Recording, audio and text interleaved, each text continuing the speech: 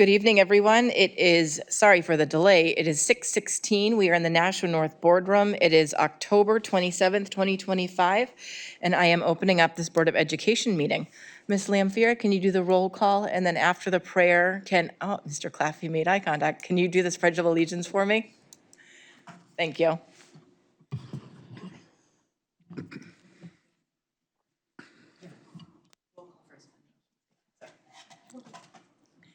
Okay, sorry about that. So Ms. Darling is not here. I am here. Ms. Raymond? Here. Ms. Bryn? Here. Mr. Claffey? Here. Mr. Johnson? Here. Ms. Lopez? Here. Ms. Gilio? Here. Ms. Bishop? Here. Okay, and we also have Dr. Andrade and Mr. Posca. We have Dr. Scarpati and Mr. Gray. And we also have our student rep, Amit. Student rep, Amit. Okay. Okay. I'll set in the opening statement. As elected officials, we have the high honor and the serious duty of managing the educational institutions of our beloved city. In our common endeavors, may we find a spirit of unity and understanding which will enable us to face our multiple problems with an objective mind, with justice and charity for all, so that any and all decisions made by us will be for the betterment and greater happiness of all of our fellow citizens.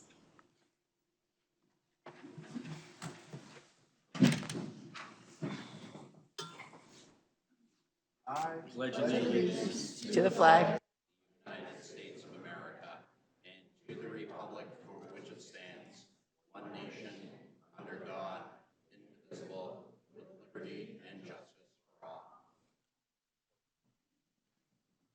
Thank you. So this opens up our first portion of the meeting, our recognition presentation area. I was wondering if Mr. Hoffman wouldn't mind doing the middle school say first with Ms. Williams? With Ms. Lopez?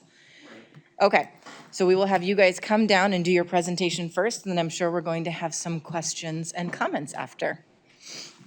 Thank you guys for putting this together. I'm looking forward to it.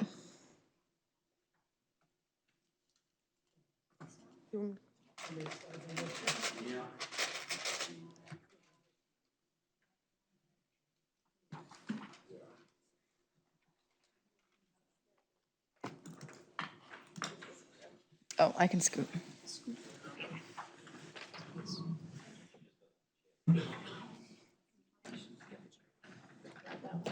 Just go in the audience if you want to.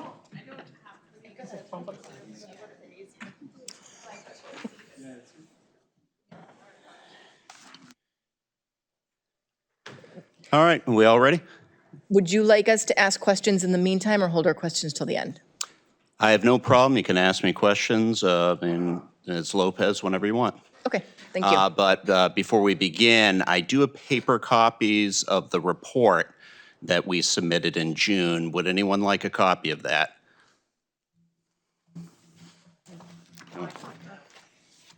Oh, hold on. Give me that.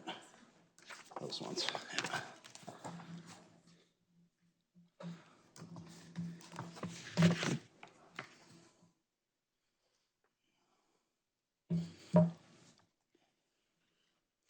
So what you're getting here is the full report that Ed Council submitted in June of last year. What I'm doing is just giving a brief overview with Ms. Lopez about some of the findings, but you have a more thorough report in front of you. Furthermore, there's also a considerable open response section that we did keep confidential because our members, the people taking the survey, did ask. So we want to respect that. So I first just like to bring this presentation to kind of put forward some little bit of context. It came from Ed Council. Those of you who do not know the Education Council, what that is, it's an Article 10 of the Teachers Union contract. And it's a great committee because 4 times a year, 2 members of the school board, Dr. Andrade, a representative from the elementary, the middle, and the high school level from the Nashua Teachers Union meet to discuss issues of mutual concern. One of the other things that Ed Council is able to do is commission studies that on certain topics that have a mutual interest. We haven't done a study in a long time. I just spoke with our former president, Bob Sherman, and he couldn't remember the last time Education Council actually used that language to do a study. But it was decided that because of the number of changes that the middle school that were going to happen at the middle school level in the 2024-2025 school year, that would be a good thing to look at. So let's begin. So here's an overview of some of the changes that happened during the 2024-2025 school year at the middle school level. Probably the biggest is the Elm Street School did close, and they opened McCarthy School, and that led to redistricting and moving around some of our population at the 3 middle schools. We shifted from a 7-period to a 6-period day. We eliminated the literacy courses. We replaced the honors classes with a heterogeneous grouping. And we also adopted a push-in model for special education. And all this was done in the same year. When this was proposed, the union did receive a number of concerns from various educators. So we brought this issue to Ed Council, and unanimously the Education Council said, you know what, we should probably take a look at this and study it. Now, when we approved this in spring of 2024, one of the main components of the study that we decided to do, so we would do 3 different surveys throughout the school year. One in October, one in December, and one in March. And the idea is we wanted to see if there was improvement or changes in the responses throughout the years. Now, do realize these findings, really they only go to March of 2025. I cannot definitively say what's happening now, and if that's something the school board wants to look at, certainly, we'd be more than willing to help with that. These reports were distributed through the Monday morning messages on the Nashua Teachers Union website and through email. It focused on 3 particular things, one being the 6-period day, the heterogeneous grouping, and the push-in model. When this was all done, I had something like over 350 open responses. And that can be a little bit daunting to make sense of it all. So one of the things that I did besides share those open responses with the other members of Ed Councils, I read through them a few times myself. And then we got a business version of ChatGPT to help us make sense of it. And what was interesting is the business version of ChatGPT was their findings were actually quite similar to some of the things that I saw. So those are some of the methods that we use to look at this data. When we originally were going to do this, we did think about doing some focus groups. We reached out to some university professors who initially showed some interest. However, because many of them had worked with some of the teachers at the middle school level, they did back off. And, it was too bad. I was hoping we'd be able to do those focus groups. One quick thing, we do need to be humble about this study. I realize it was really only based on staff feelings and staff reports. Additional metrics should be used to really rate the effectiveness of the middle school changes, things like class sizes, assessments, student behavior, parent admin feedback. And, if we want to look more and deeply into this, maybe some focus groups or conversations with the staff would help. So there are a lot of major changes that happened in the 2024-2025 school year. As some of you know, I'm involved with a program called the Teacher Leader Program through the American Federation of Teachers. And one of the things that that organization recommends is this Lippitt-Nostrum model of how do you implement complicated change. And, when we were looking at change, you want to make sure that you have a lot of different components to make sure that change is successful. You have to have a good vision. The people need to have the skills, the incentives, and the resources, and a good action plan. And if you're missing any of those, if you're missing a vision, it could lead to confusion. If you're missing skills, it can lead to anxiety. If you're missing incentives, you can have resistance. Resources, frustration, a lack of an action plan could be false starts.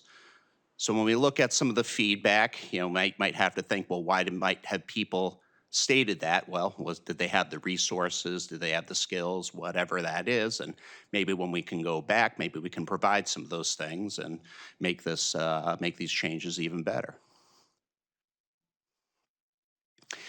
So in the October survey, we asked the question about implementation. And in the October survey, we got 154 responses. Just for a little bit of context, we currently have 240 members at the Nashua Teachers Union at the middle school level. So that represents a significant portion of the middle school staff. But when we look a little bit closer, we had 8 people from our paraeducator unit respond, as well as 2 clerical workers. And so if we take those 10 out and we look at just the teacher unit, we had 144 teachers, people from the teacher unit respond. That could be anybody from an SLP to a classroom teacher to special educator.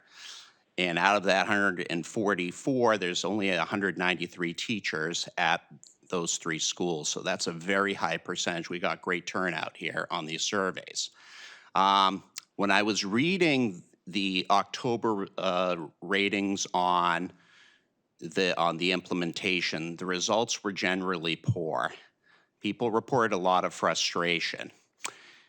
Now I have here, it says about 62% gave it a poor rating, and then another, a smaller percentage, about 28% gave it neutral, but only 10 rated it positively.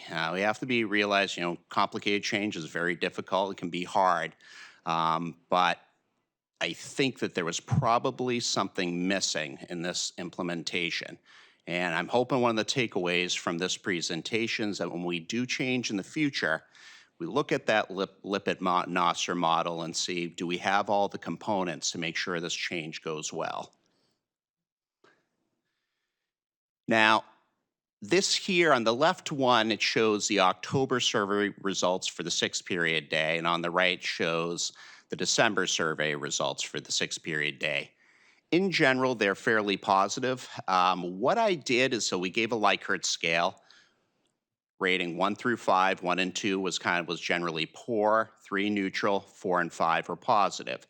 And so what I did, mostly so people could see it better, is I combined 4 and 5 and 1 and 2. And as you can see, in general, people viewed the 6th period day in both the October survey and the December survey pretty positively. There's fairly small cohort that gave it a poor rating. That being said, in the open response section, most of the feedback on the 6th period day was negative, because I think oftentimes when you have nothing bad to say, you have only good things to say, typically you just say, okay, good, move on.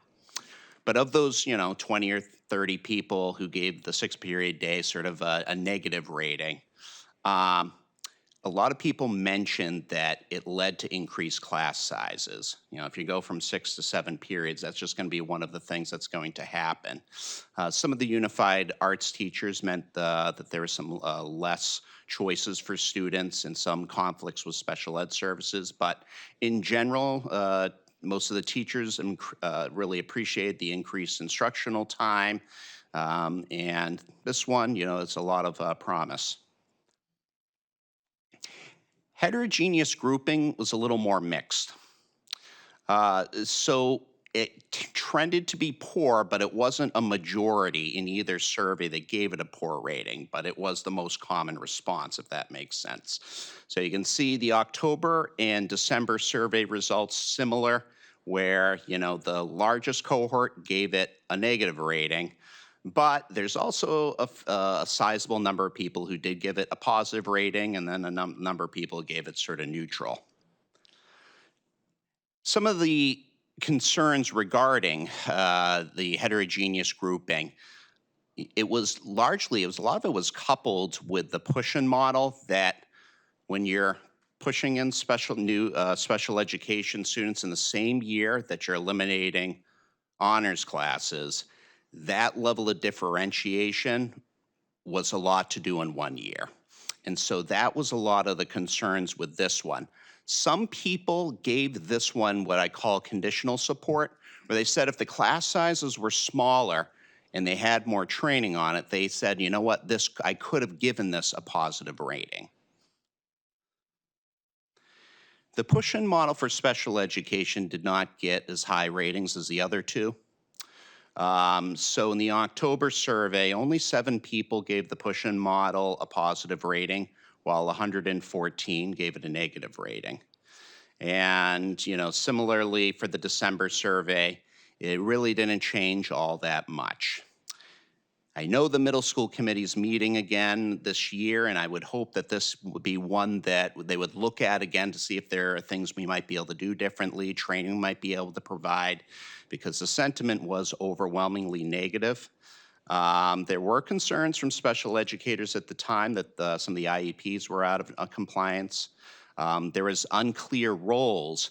A lot of the special educators felt that they were being used as paraeducators. A lot of the regular ed teachers felt overwhelmed with the extreme range and learners in the same room. And furthermore, there really wasn't any training to prepare for this.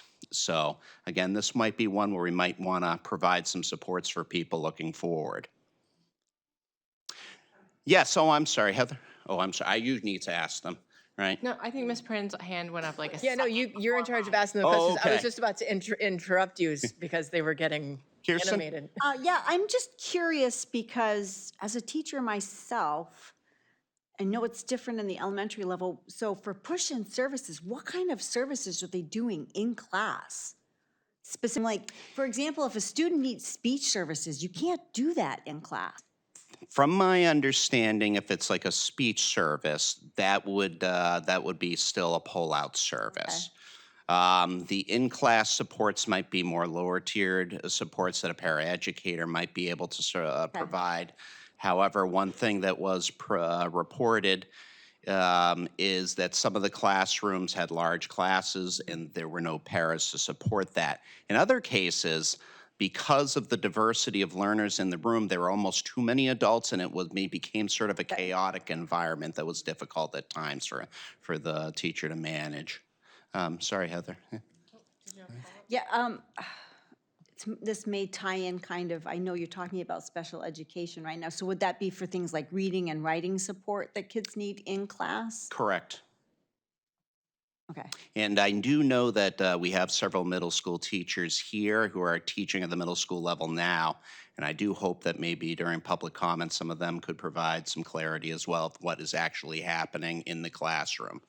Because since taking on this role, I'm not in Yeah, the you don't get to classroom. see it. Yeah. No, yeah, because for me, even as an elementary teacher, we generally, most kids, unless it can be done in class, are pulled for services because it's just too difficult to try and do it in a classroom. Okay, that's why I wanted some clarification. Thank you. I just want to interrupt. We have our special ed presentation after this, so I have a feeling that if you want to ask those specific questions, they probably have the skill set to answer them. So write them down and we can get more specific answers. It's a good combination of presentations. Sorry, Ms. Raymond, go ahead. No, that's okay. My question was similar to Ms. Prin's because we spend a lot of time at the board level, at first in policy committee and curriculum committee, and then here talking about heterogeneous grouping and the rationale behind it. But we never talked about push in versus pull out, and I don't really understand it. So we're pulling out mostly at the elementary school. Are we pulling out or pushing in at the high school? Does anyone know? My understanding, but I'm sure the special education presentation, they can probably do a far better job than I know. Actually, you know what? I'm just going to let them just gonna answer wait, that. okay. I'm going to let them answer that. I think that that's probably for the All right, best. we can put a pin in it. Yeah. I think that it's just something I just don't understand. Yeah, Regan? So I remember that a lot of teachers were, in Pennachuck especially, were upset after the redistricting. They said that their classrooms were crowded, they had a new population there and had trouble serving them. And then there was some mention of hall monitors being needed. And I'm wondering, you didn't address that in this study, but were comments made pertaining to that aren't really in here? Well, pertaining to how crowded Pennachuck became, absolutely. And the other thing that happened, Pennachuck, from what the survey responses stated, like things like the hallways were crowded, the UA classes were crowded. But at Fairgrounds and McCarthy, the regular ed classes, along with the UA courses, were crowded. We're actually at higher numbers. Pennachuck actually had the lowest class average size, but it's still higher than the previous year, I believe. So hall monitors were not mentioned. So anything else? So in the March survey, we took a little bit different approach to the questions. And so we asked two. We said, first, and check all that apply, which of the changes do you think had the most positive impact on student learning? And so the 6-period day overwhelmingly was 60%.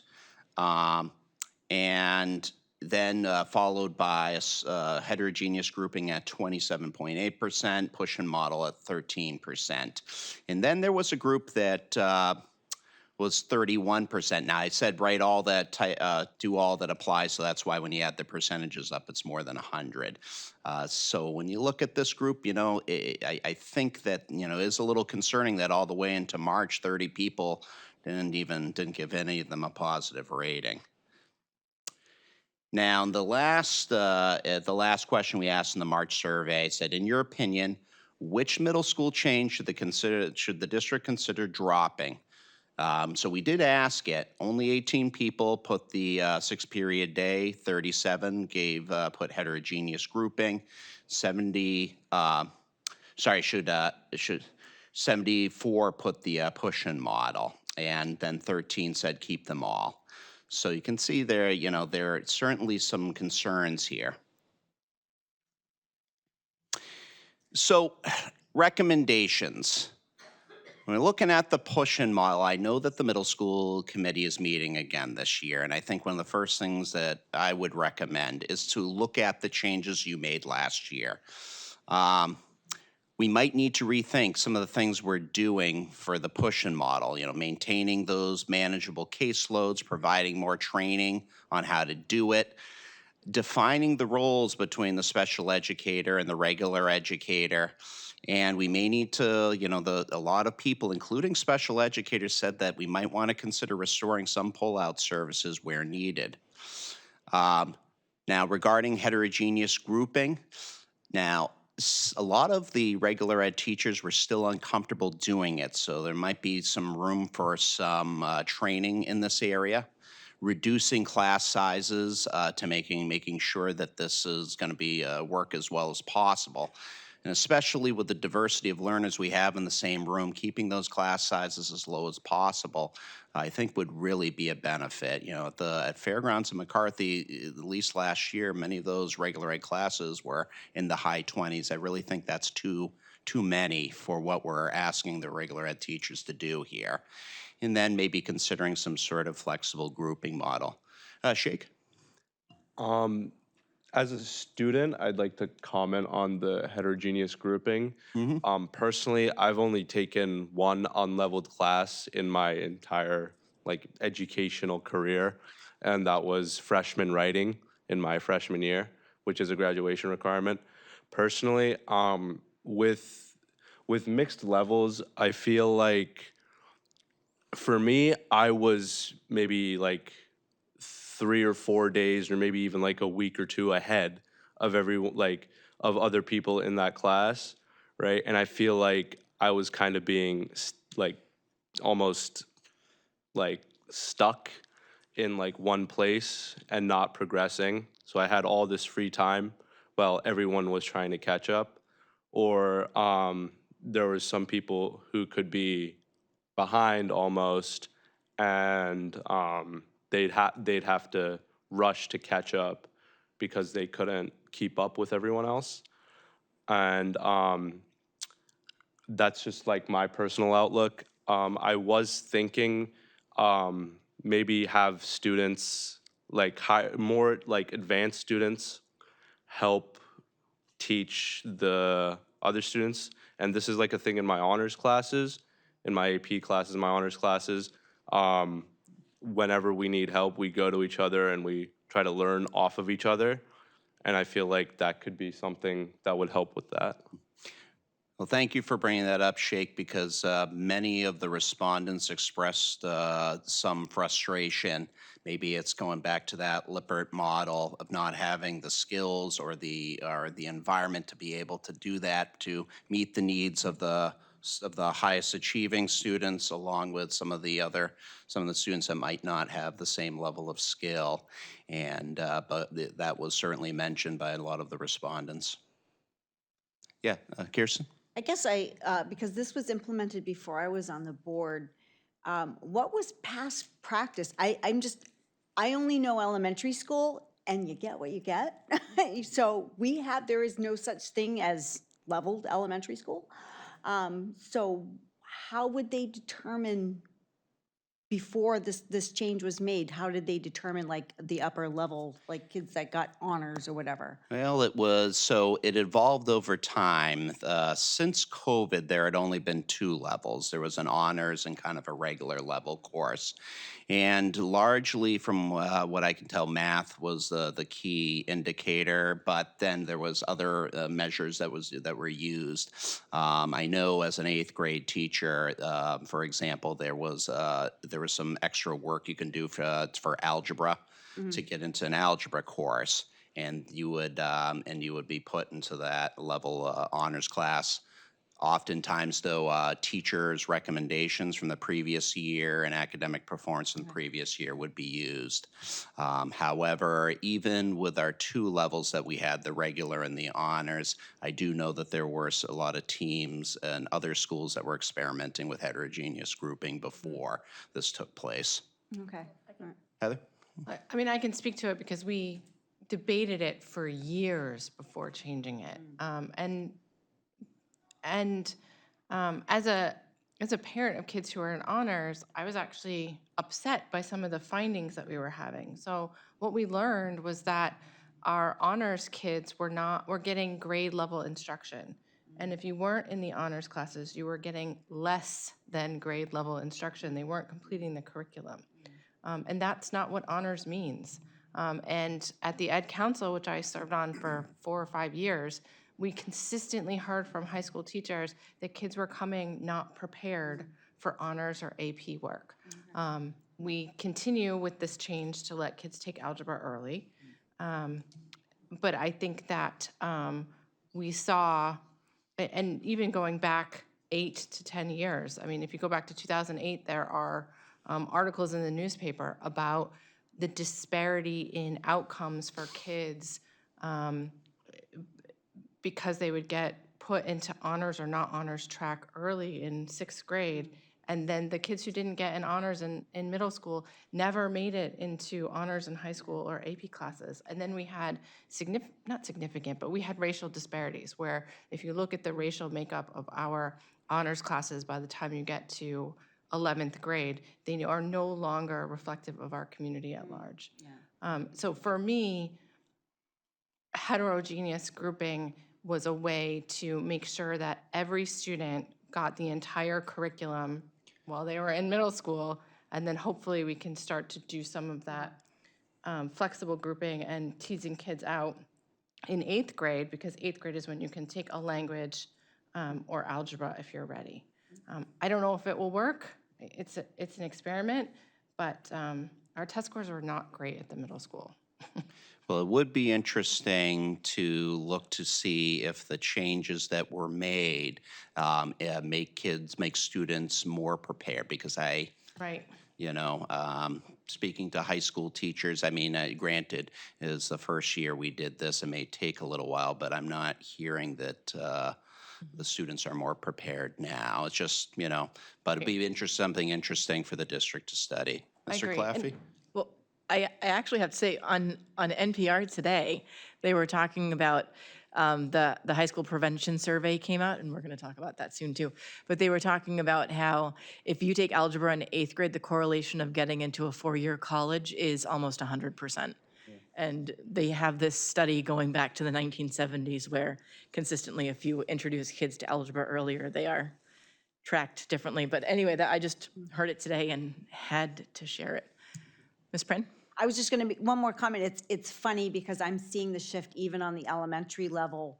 One of the things we've had in the district that I work in, it used to be, it's kind of funny that we're talking about this tonight, where a lot of my special education students would be pulled during my literacy block, during reading support. And now we've shifted so that they're being pulled at a different time. But they are in my room for core instruction. And even those kids on IEPs, I'm seeing a lot of growth. It's one of those, it is a big adjustment even at the elementary level. So I can see that there may be growing pains, but even in the last, 40 school days that I've had, some of my super low kids who are pulled for reading, being in for that core instruction, they're really rising. It's really nice to see. So it just may take some time. Well, it's also the conditions that have been created. Remember, some of the classes at the middle school level are very large. It's also the I have 23 kids and no support in my classroom. yeah, that's not large. That's yeah. We have larger than that though. Unfortunately, 23 would be good. 8. I know. I know. So it's just, yeah, looking at the conditions too. Like I remember, people mentioned that conditional support. If they had some other things, they would have felt more. And remember, this is what the staff is saying. So, yeah, Neil? Yeah, I was actually thinking about something you brought up, Mr. Huffman. That is, maybe it'd be good to do a survey of ninth grade teachers, keep it real simple.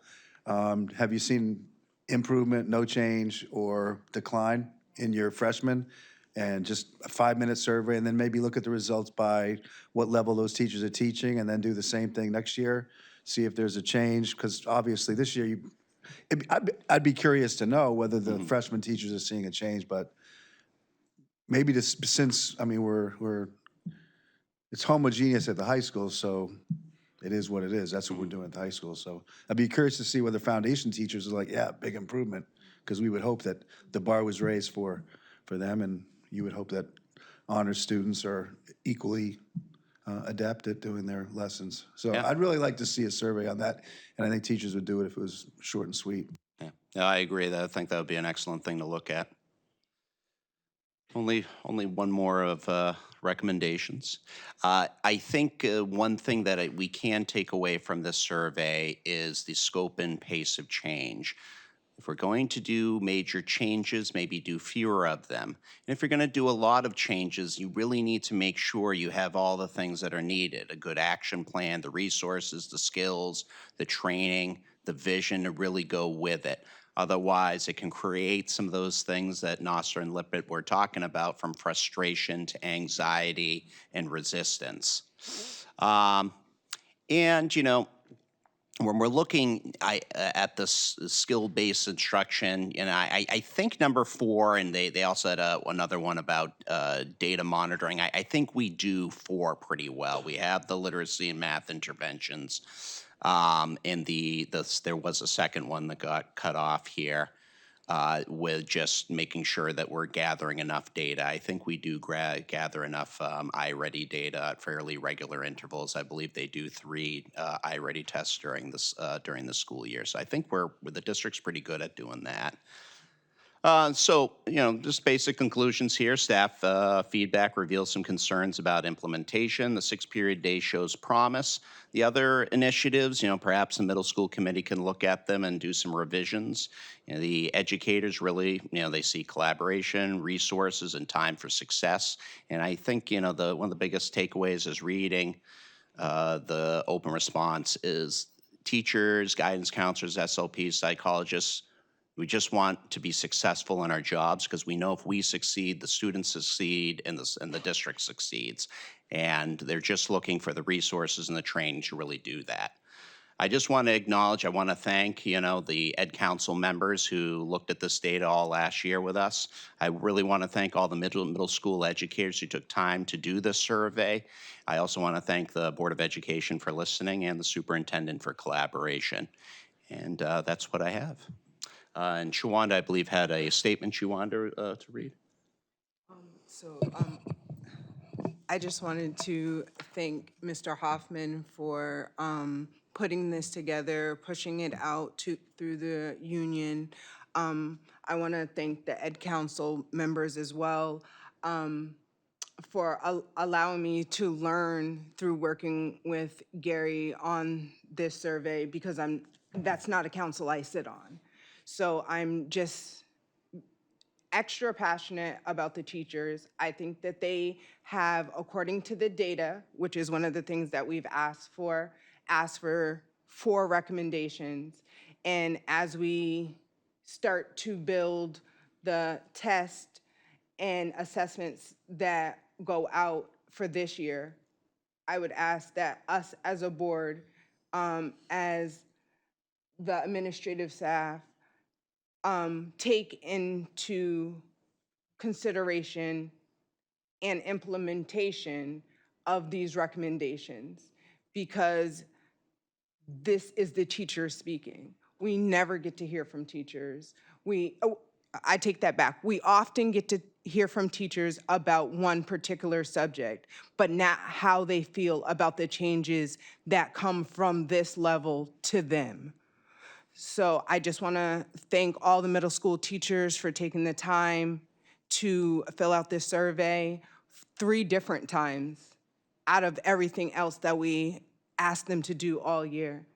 So thank you so very much. Thank you. Thank you, guys. Any follow-up questions, Ms. Raymond? Thank you. So back during our many discussions about changing the grouping, there was discussion about having some PD available. I know the teachers have a day they can pick. There's also discussion about reaching out to some of the other districts, because I think every other district except Londonderry has the heterogeneous grouping at the middle schools. Like, has that happened? Is there opportunity for that to happen?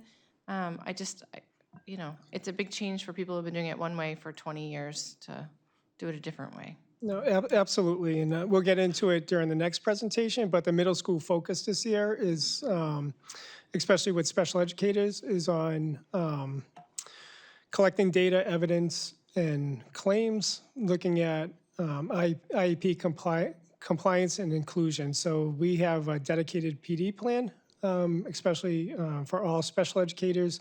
And I know at McCarthy, they worked on some of the professional development last year, and then that's across all 3 middle schools this year on these practices. But I'm thinking even for, you know, a regular classroom teacher who hasn't been accustomed to doing differentiated instruction within the classroom, you know, because we hadn't done it in Nashua yet. Is there something to help them with that? So Gary, if I I don't know may? if it's intuitive having not been in a classroom. Yeah, so even, so just last week on the early release, we've partnered with a company called Your Way. It's an AI platform, and one of the tools that we also wanted to be careful in differentiating PD for differentiation for our teachers. You know, some people are in different gamuts, and what we heard from last year, that some people have been talking about differentiation for 20 years, and some people never heard of differentiation. So what the AI model can do is that a teacher can actually put in their Common Core standards that they're learning. They can put in their profile, their class, and then it can come up with their, like a lesson plan on how to differentiate. And there's corresponding videos, so it's again based on what the teacher is putting in. So we're trying to use AI to differentiate and personalize where our teacher is at. So we just had a rollout on the early release day, and then there's a couple more sessions throughout the year. But really, we want to use an AI platform to differentiate PD for our teachers, and it's really something they can put in their lesson plan. They can put in, how do I differentiate if I have a student scoring on this Lexile level or this Lexile level, or I have this population of ELL students? What would my lesson look like? And it'll give you a lesson plan, it'll give you some resources so that the teachers can use it tomorrow as opposed to just a theory. We want to make sure, again, with the adult learning, it's applicable and a teacher can use it immediately.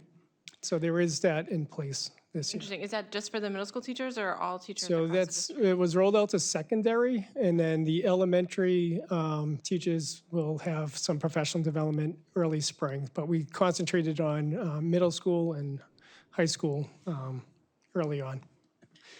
And I know we spoke about this when we were initially going to the heterogeneous model, but I feel like we couldn't really add it to the professional development until we finished up a lot of the DOJ stuff. So we bought this a while ago, but we haven't been able to really, am I right? Yeah, so again, I think there's, and I commend the NTU, the middle school steering committee, all of our educators. They're 100% correct. It was drinking out of fire, like a fire hose when everything was going on. There was a lot thrown at them.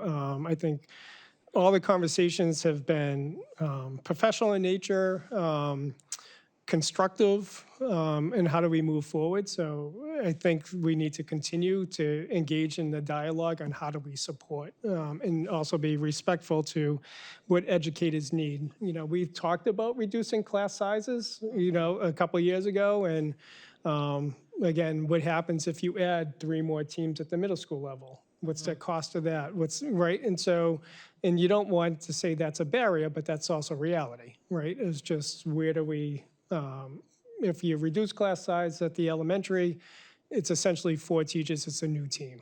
Or, you know, there's different models.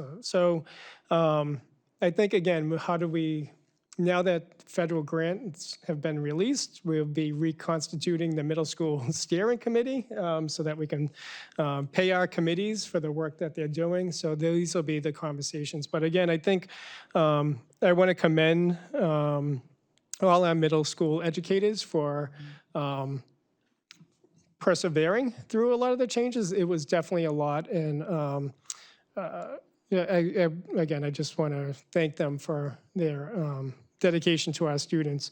We're not there yet, but I think Ms. Prinz kind of mentioned it's evolving.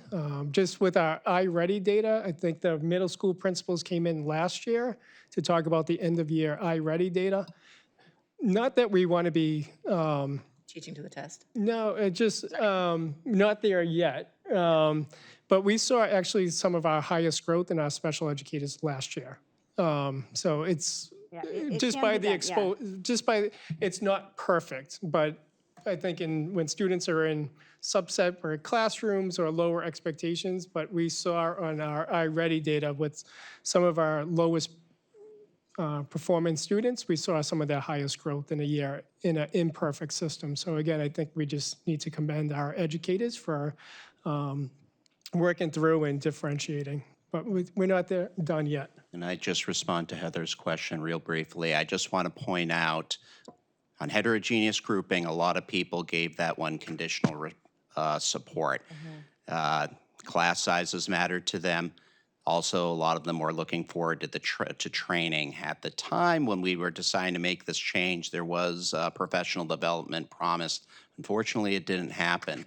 And I am hoping that that is something, it sounds like it's something the district's going to be looking at. But I think what this the study shows is that when we're implementing change, we really need to make sure that we're prepared to make the changes before we do them. Yeah, Regan? Yeah, that was my question, because we asked about professional development, and we're rolling out the Your Way AI stuff now. But I know that the teachers were looking for professional development when this first went into effect. I didn't know, did we provide them with anything at that time that was directly spoke to differentiated learning? You want to talk about the middle school? I mean, I think we did have some limitations based upon some of the obligations we had with the DOJ work that was going on. One of the things that we did talk about is the impact that, you know, some of those strategies that would be utilized in what we're kind of reviewing with, for our ELL students are really good teaching practices that benefit all. Going forward, I think Dr. Andre kind of outlined how, you know, at the end of last year, we did do a needs assessment for all staff to get some input about what their needs are. And as we planned our professional development for this year, we've tried to implement that in. Can't really implement it all at once, so it is spread out over the course of the year. And I think I echo what Dr. Andre said. It was a challenge for our middle school educators, and I don't think, and I appreciate Mr. Hoffman and the NTU for what's going on here. I know there are several middle school teachers away here, and I think one of the things that they have, you know, one of the things that they really are passionate about is about their students, and they really care about their students going forward. So I think there is a commitment to making sure we do this correctly and continue to have conversations about what's best for all the students. Yeah. But also, I think we're talking about, access and equity for all of our students and high expectations for all of our students. I think, a couple weeks ago when we were talking about some of that SAS data, I think we saw kind of some, the scores being flat, that once you were in a category, you didn't really move from that category. Which was kind of upsetting, and I think it speaks to some of the work that we have going. What we also saw was we saw some of the growth that was occurring was kind of some students who were substantially below grade level moving up. And I do believe that is because of for the access they had to the grade level standards. It's certainly a work in progress, but I think we need to keep coming back to the table and trying to do what's best for all our students. And I think there's a commitment from this administration as well as the NTU to continue that work. Okay, I just, personally would like to thank our teachers for getting through this year that past year that was so difficult. And, I think that when we voted for the heterogeneous learning, I think that we thought that they were gonna get that PD right away. So it was kind of a mistake that we as a board made to move forward it without the PD. So, I guess, lesson learned, and sorry that you guys are the ones that paid the price. Yeah, I'm hoping, thank you for that, Regan. I'm hoping that this was a learning experience for future change. Furthermore, I think these surveys identified some needs. This middle school committee is meeting again, and I'm hoping that they can maybe use this data to provide some training and resources to help support some of the changes in 2024, 2025. Kirsten? Yeah, I was kind of hoping, I'm backtracking a little bit. So again, I've had to adjust my teaching. I actually, just to show you how the model can work, I had a student last year who was on an IEP specifically for math, and normally that would have been a pull-out service. We had him in for core instruction. He was also an EL student. So he had a lot going on, but because of the way we were able to structure his services in the classroom, he had a 95% growth in math, and I never would have imagined that would have happened. And that kind of leads me into my next question, which may transition us to the special education, is for students who are EL, are there push-in services or are they pull-out services for EL students?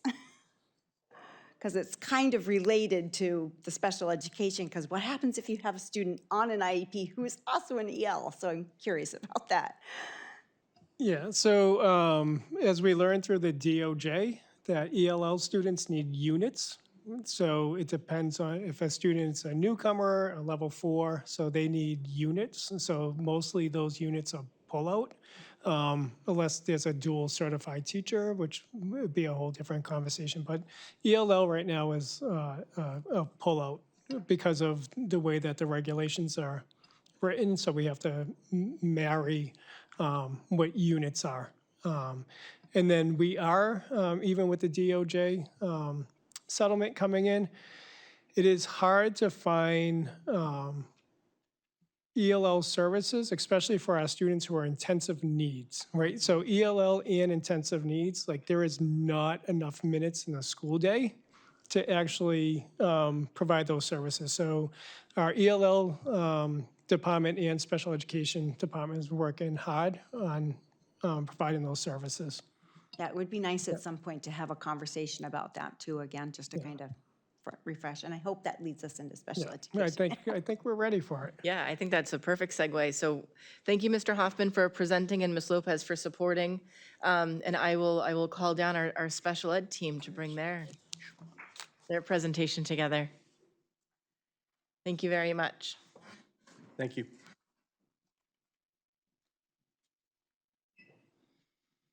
Do they need to set their computer up?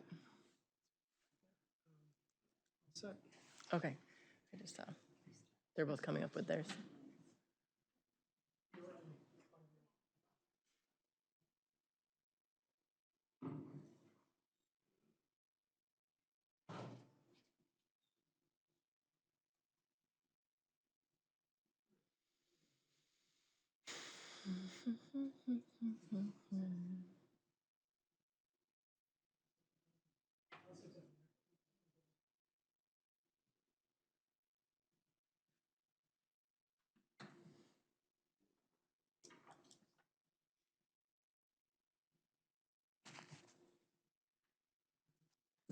So I'd like to introduce our interim special education director, Tom Bear, and our interim assistant director of special education, Kerry Curtis.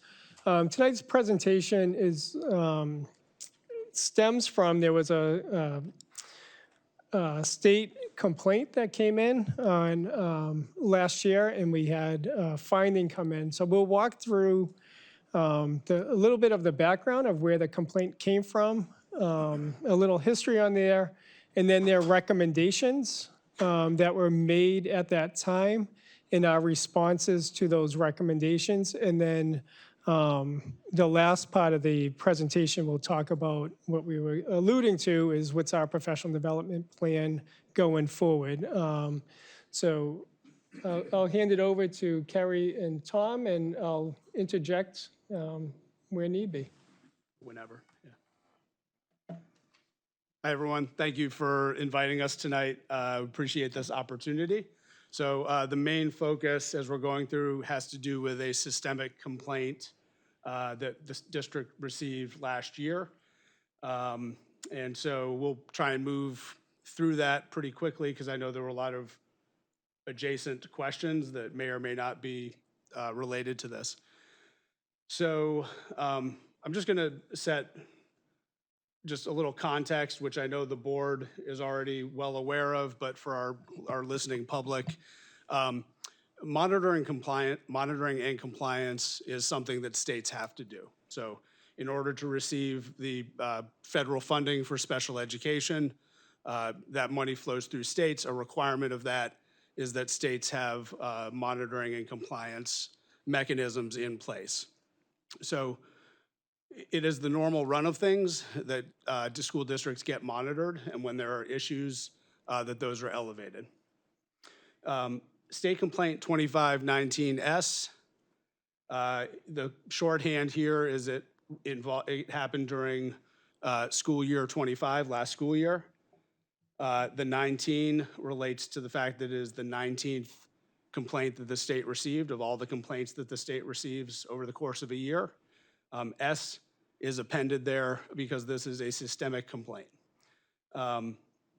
What that means is there was an individual complaint, so parents can make a formal complaint to the state. There was an individual complaint which alleged that the new push-in model for IEP services within the district had raised concerns about the child's IEP not being followed.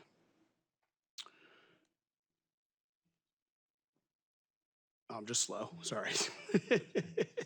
And so based on the individual complaint and then subsequent attention that came through local media and social media, this was raised to the level of a systemic complaint, which means the state took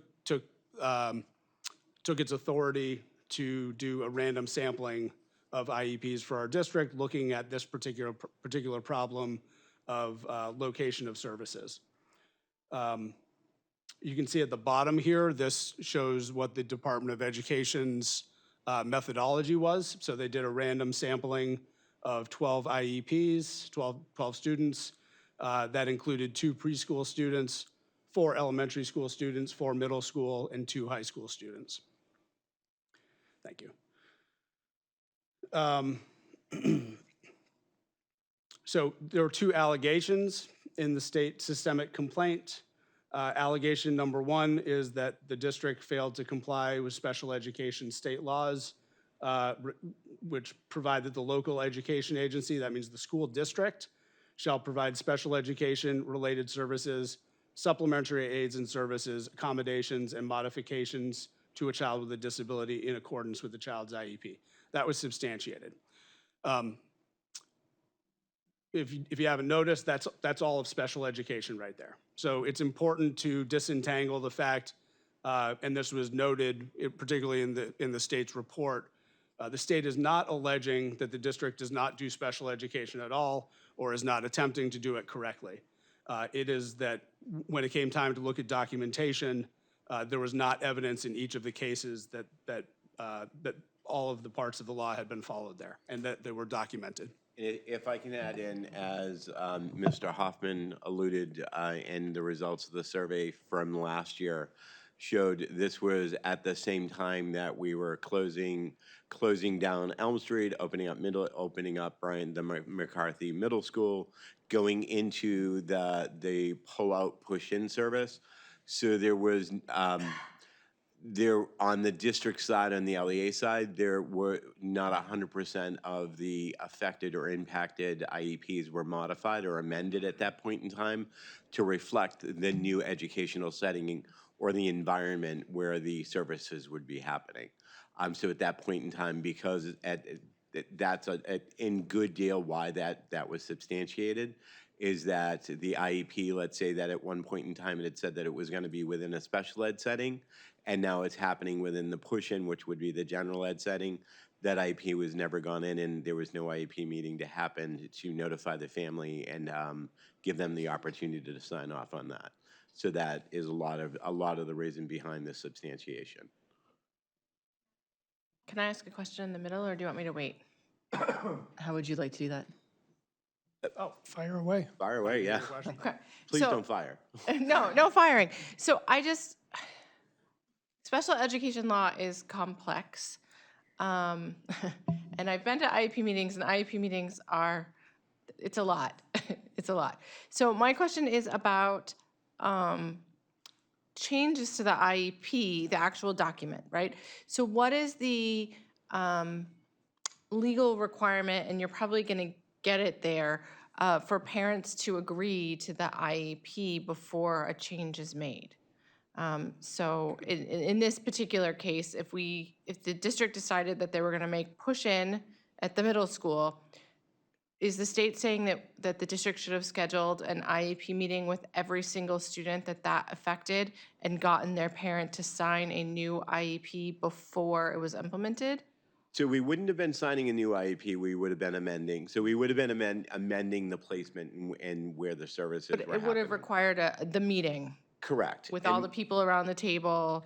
Correct, and when we came back this year, as we're looking at obviously addressing the state complaint, and we're listening to the staff and then doing our due diligence and reading the data, one of the biggest areas that we as a team realized that we could have done a better job as a district is on the communication piece.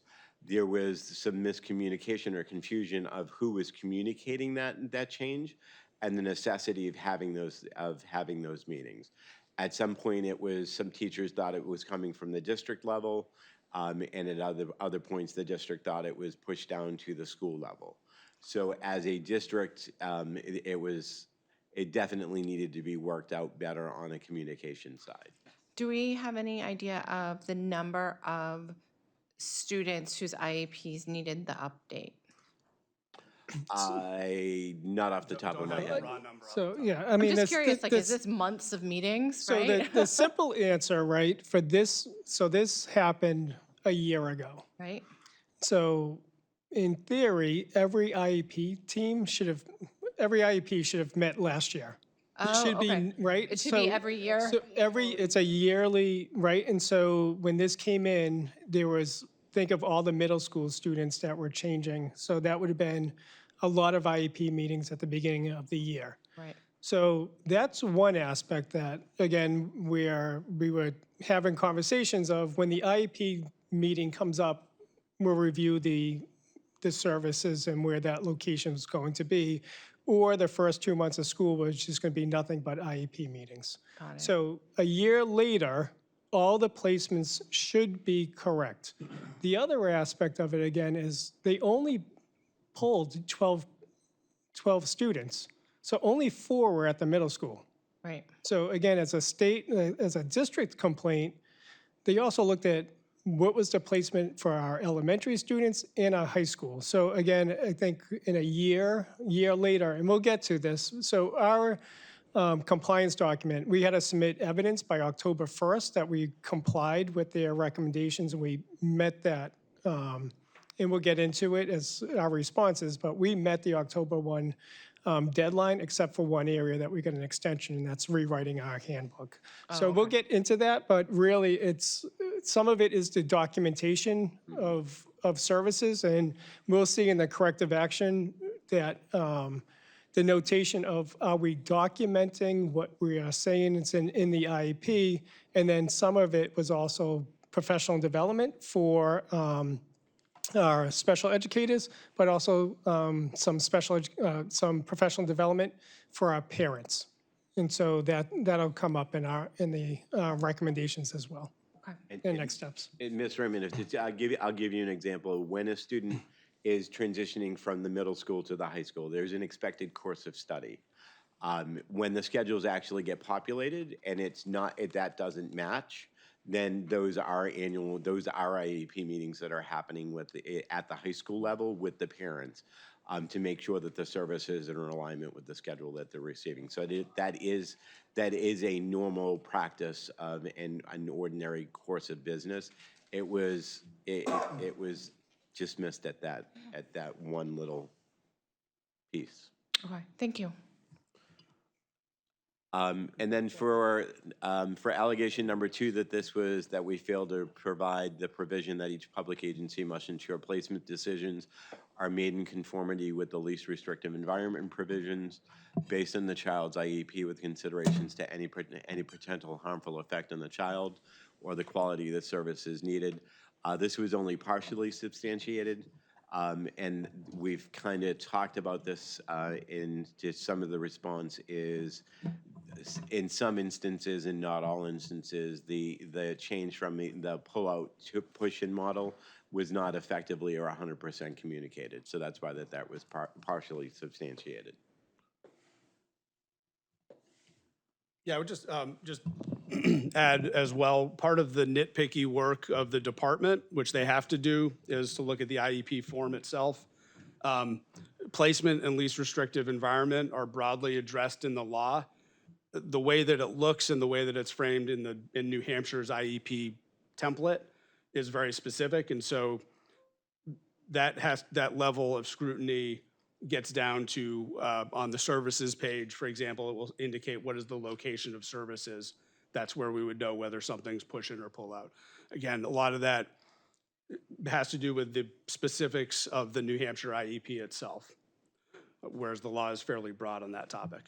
And as Dr. Andre indicated, there are a number of, as part of the systemic complaint, there were a number of steps that the state has asked, or the DOE has asked the district to take.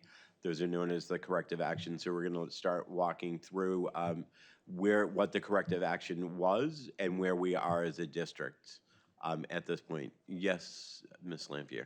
So can you tell us a little bit about what the push-in method was supposed to look like? Because I'm a little bit, I'd just like to have a little more clarity about what actually was happening. I saw in the actual report that was filed, I saw that some special education teachers felt that they were being treated more as paras. I'm not really understanding how the special education teachers were going into the classroom with the kid, how that worked. It's going to be largely individualized, which I know is not a very satisfactory answer. Last week, I had the opportunity, for example, to visit a general ed math classroom at Fairgrounds Middle School. There was a push-in model in place when I was in there. So what that looked like was the general ed teacher at that moment in time was giving a lesson on side angles, side equivalencies. And the special education teacher was available and working with students in a part of the room, really without singling them out, but being there as a support. There was another staff member who I believe was a paraeducator who was available to float as well. So in a case like that, our students are often capable of understanding the big picture and the ideas, but may get hung up on the mechanics of the mathematics. So having that extra support in the classroom can be really helpful. But minute to minute, moment by moment, it may look a bit different and individual by individual. Do we have enough special education teachers to be doing that kind of work? That's a fascinating question. I Okay. will tentatively say yes because we are doing it, but Yeah. that's a good question. All right, thank you. Ms. Brin had a question. Have we ever considered doing a co-taught model for the push-in rather than, so that way, the teachers have equal, equal bearing in teaching the course and not necessarily making a special education teacher feel like a para? Because a para should just be there to provide support when a child needs it, but if it's a co-taught model, then it kind of changes the dynamic of the classroom. So yes, there's definitely been considerations. There have been discussions. This is, again, it is an evolving model, and we are aiming to get the model right. It's funny that I smile because I literally just had that conversation with a high school teacher the other day, of asking for, would the district be open to considering co-taught models? And at my point is we're going through the process of where we need to go to address the actions that we've been specifically tasked with addressing. And then as a district, it's really redefining what is special to, as Dr. Andre said, what is special about special education, and how is it that how are we going to ensure that the students are receiving the specially designed instruction within the general education setting? Because that, as you've alluded to, when a student has access to the direct instruction within the general education setting, you see unexpected gains and things that you've alluded to yourself. So it's having more of those open conversations of how is it that we as a district are going to get to that best model. So if I may, and it sounds easier than it is, whether it's a push-in model or co-teaching. But there's a lot of planning and professional development that has to go into it. But there's also a lot tied to Tier 1 instruction. So what are we differentiating? And then in regards to a student's IEP, what is the specially designed instruction that's going to be special ed related? I can envision, and I think, Ms. Bren, you might see it more at the elementary level, where, again, what is the model of instruction? If it's whole class instruction, there's probably not a lot of time for differentiation or small groups, right? But I think at the elementary, or we see it sometimes where there's, I don't want to call it station rotation, but a station rotation, but you might see different groups of students sitting at a back table or rotating through, and that's where the special education might be happening. So they could be working with high achievers, and we're working on differentiating up, and that could be a special educator or a co-taught model, or they could be pulling in some students and they're working on their IEP goals in the classroom. But that's designed, and you have to think about that in the planning. So I think that's a transition on how do you ensure that there's alignment between the IEP goals and what's happening in grade level math or grade level ELA, and then in that small group instruction, that's where the differentiation, or you might be working on the IEP goals right in the classroom, a 10, 15-minute hit, and then the kid's back into it. So we're not there yet, but that would be a push-in model where a special educator is coming in and working in the classroom on specially designed instruction for those students, but they're still exposed to grade level content. Yeah, and what I think is really nice about that model too, is honestly because when you have a special education teacher working with the general ed teacher, is that sometimes they may be able to teach something even whole class that can kind of differentiate itself and even catch those kids that might be just on the cusp, that might be struggling learners, somebody who might not necessarily qualify for an IEP, but kind of needs that little extra And this is the importance where the last couple of years I've been stressing what is our Tier 1 instruction. If we don't know what grade level standards are, then it's really hard to differentiate, right? So what's your scaffolding up from where that student's present level is to grade level standards? So we have to be clear on our grade level standards so that we can put the right scaffolds in place and then look at the student's IEP on what is that specialized instruction around, whether it's reading comprehension or diphthongs or whatever it's going to be. So it's, but I think it all goes in as a system, and it's going to take time. And I want to be clear where we moved from is that we talked about different levels. Our students were in a special ed math class, a special ed English class, a special ed science class, and a special ed social studies class. So access and opportunity was a little different. So by eliminating those classes, now students who are not in the intensive needs classroom are in more regular ed classrooms. And so I don't want to, like, their IEPs look a little different. It's a lot of hard work, and it's going to take time to get there. And, you know, I've been in special education. I was a special education teacher 30 years ago, and we've been having these conversations for 30 years. But it does go back into a curriculum conversation and then your differentiation and how do you find time. But the co-teaching model is hard because there's pros and cons to that, where you're side by side, where do you have enough time for planning? And then who's kind of the teacher of record. But there's a lot of conversations that we need to go from there. But co-teaching models, we heard that, it's me and Miss Bishop, but she's a regular teacher, and, they're not treated as equals either. But it's really, I think the station rotation where you're working on what is the specialized instruction in small groups, and that can benefit all students.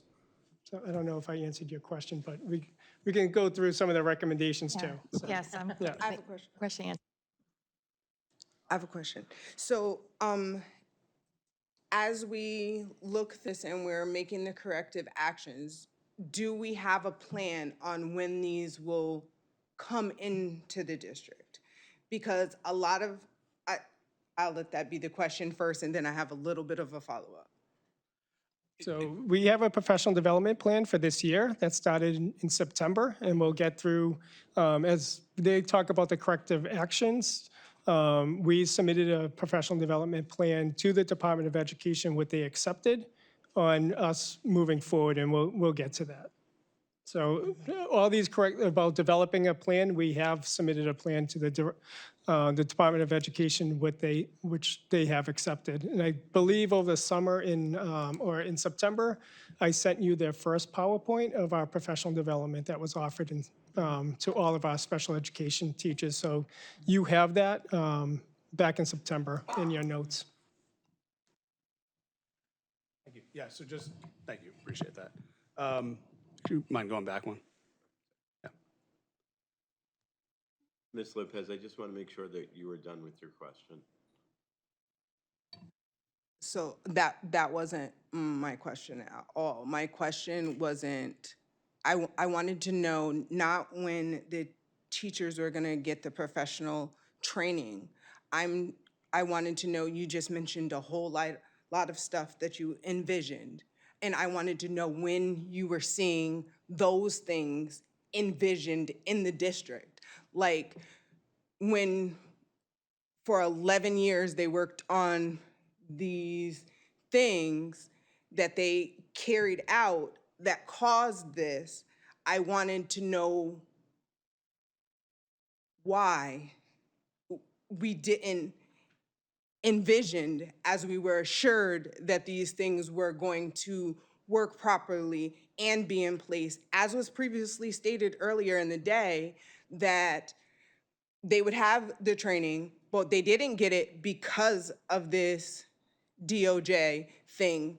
So I'm asking you to envision out loud when these things will actually be put in place. If that's coming later, then I apologize and I will wait. So one of our last slides, we'll talk about our development goals for this year. So there's all that we talked about this year just is moving forward. We expect IEP compliance as of tomorrow, right? Collecting data as of tomorrow. And then our inclusionary practices will be some of the professional development this year. And inclusionary practices is around, how do you provide professional development for our special educators and our regular ed teachers. So that's happening this year. Well, over the course of our professional development this year.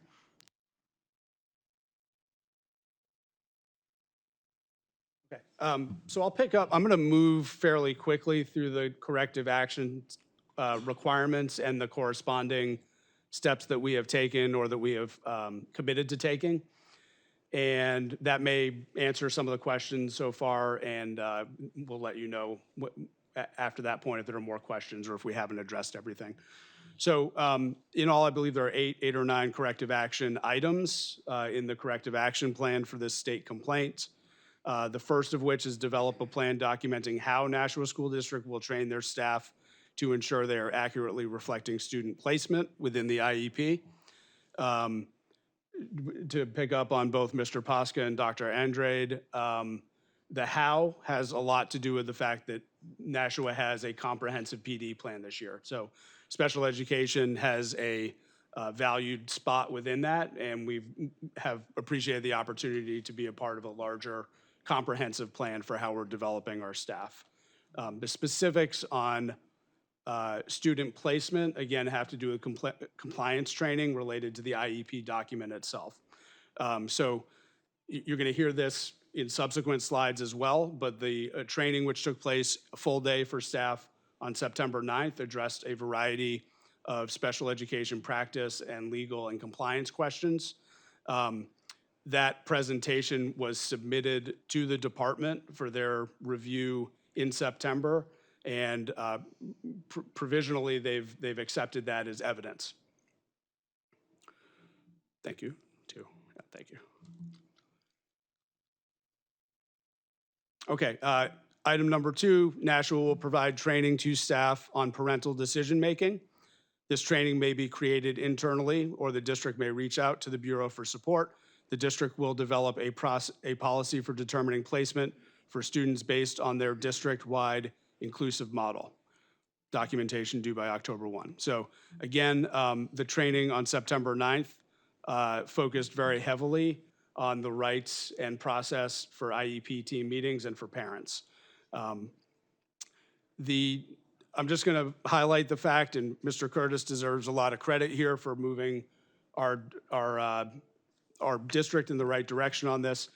The wording on this is just a little bit confusing, so we've had a really iterative back and forth process with the department and our investigator to get feedback. We struggled with the claim here that the district will develop a policy for determining placement for students based on a district-wide inclusive model. That is true to some extent, that we have to have a system and know what we're doing. On the other hand, placement is really dictated by the IEP team process. And so, yeah, I can actually, so we have proposed to the department, and I think Mr. Curtis drafted this language, that the revised handbook will include a statement that placement within the Nashua School District is based on IEP team discussions and deliberations, focusing on documented needs, level of specialized instruction, supports, and services. At the heart of every IEP team discussion and decision is how best to provide the individualized, specialized instruction, supports, and services needed for each student, and how best to include every student within the general education setting and access to the general education curriculum. So again, to highlight the fact that over the course of the year, we'll be completing a full revision of our case manager handbook and policies related to that. Item number 3, I'm just gonna. Just a quick question. Do we need to make a big P policy for the district policies, or will the handbook be sufficient for the Department of Ed? The handbook is sufficient, and I think to Mr. Curtis's and Mr. Beer's point that we want to be careful that big P policy saying how we make decisions is what we want to avoid. We want to make sure it's individualized. Okay. Just, I was thinking a big P policy saying what Mr. Beer just said, that our policy is that we make an individual determination. It was a very nice paragraph. Thank you. So I do want to note, and we've had the fortune to work with the representative with the Department of Ed that has provided some great assistance and great guidance. And at the heart of what she has said that I've taken to heart is, we know that Nashua is doing a lot of great things, and as we get through this presentation, there'll be, I believe there's a quote from them that recognizes and encourages and supports what Nashua has begun to do. It's the documentation is that, unfortunately, if when we look in the file it's not documented, then we have to say that, like, we know you're doing the work. However, if it's not documented in the file, then we have to say that it didn't happen. So I do want to point that out, that the department themselves has recognized, and as we go through the slides, they have recognized a lot of the good work that Nashua has started, and in their approval of the proposals that we've been putting in place and before them, and have been pretty much our partner in walking through this, and having given us complete support, and especially with the comprehensive PD plan. I've been in Nashua in many different roles for, I think this is my 7th or 8th year. And this is, I can say honestly, the first time that we've had a comprehensive professional development plan laid out before the beginning of the school year for the entire year. So that is just step one of, to go back, of how we plan on doing this. And I know that is just a small step, but it is a huge step to be able to plan out what is professional development going to be looking like moving forward. Yeah, thank you. Okay, excuse me. Corrective action, item number 3. This is really when you peel back the onion, this is at the center of everything. To build on Carrie's point here, the department essentially acknowledged that they believe that our people are doing hard work and that we're following the law, but the documentation was weak. And so a lot of the discussion with the department, and since then with staff, has been around service logs. So I'm going to read this corrective action step. You'll see that it has, it wraps a lot in here. This is a big one. The district must ensure that students' IEPs accurately reflect their placement and complete, and there should be a comma there, and complete service logs for all students, meaning keep a record of the delivery of services. Furthermore, discussions at the IEP meetings should clarify where specially designed instruction will be provided and how it will be provided, whether it's co-teaching, individual, group, support, facilitation. If we need to interrupt, I will put us in a recess really quickly. Okay. That's all. Okay. Just making sure I don't need to interrupt you unless I need to. Okay. Sorry. A written prior notice shall reflect these changes clearly so parents understand where their students will receive their special education services and how it will be delivered. The department will randomly pull SACIDs for students of the district and review service logs for documentation of the delivery of services. So, so far, again, we've had sort of provisional agreement from the department that we've moved in this direction. The evidence has included, again, the training that took place for all special education staff on September 9th. Additionally, we've pushed out communication to staff that included sample service logs, which were vetted by the Department of Education before we shared those with staff. I would note that a couple of these items were addressed as well for our new teacher orientation. That's all new teachers, not just special education teachers. And again, this relates to the revisions in the case manager handbook to make sure that those are accurate and reflective. Okay, thank you. Yeah, thank you, sorry. Okay, number 4, the school district will review their internal policies related to special education responsibility and revise, if necessary, to ensure compliance with state and federal requirements.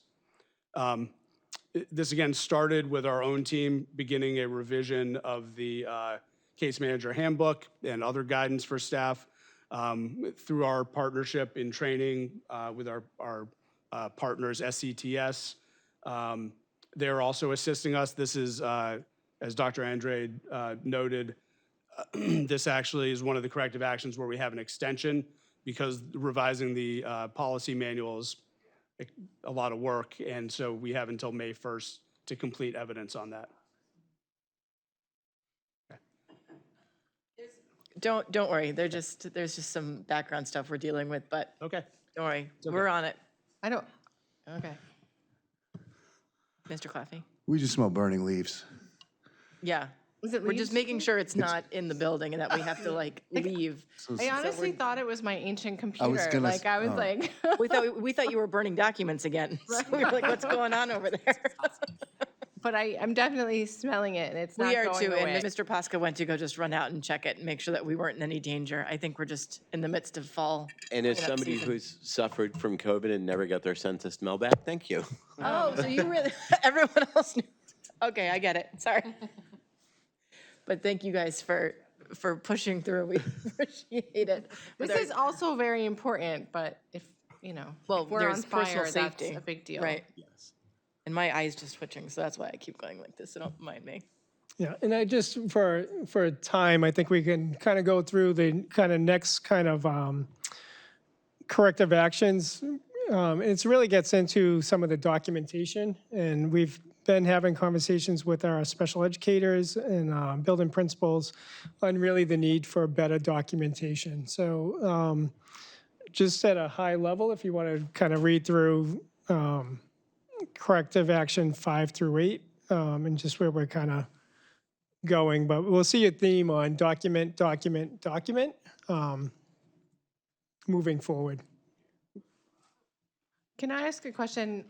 Because I'm assuming that you guys are taking care of teaching staff and making sure everyone knows the expectations for documentation.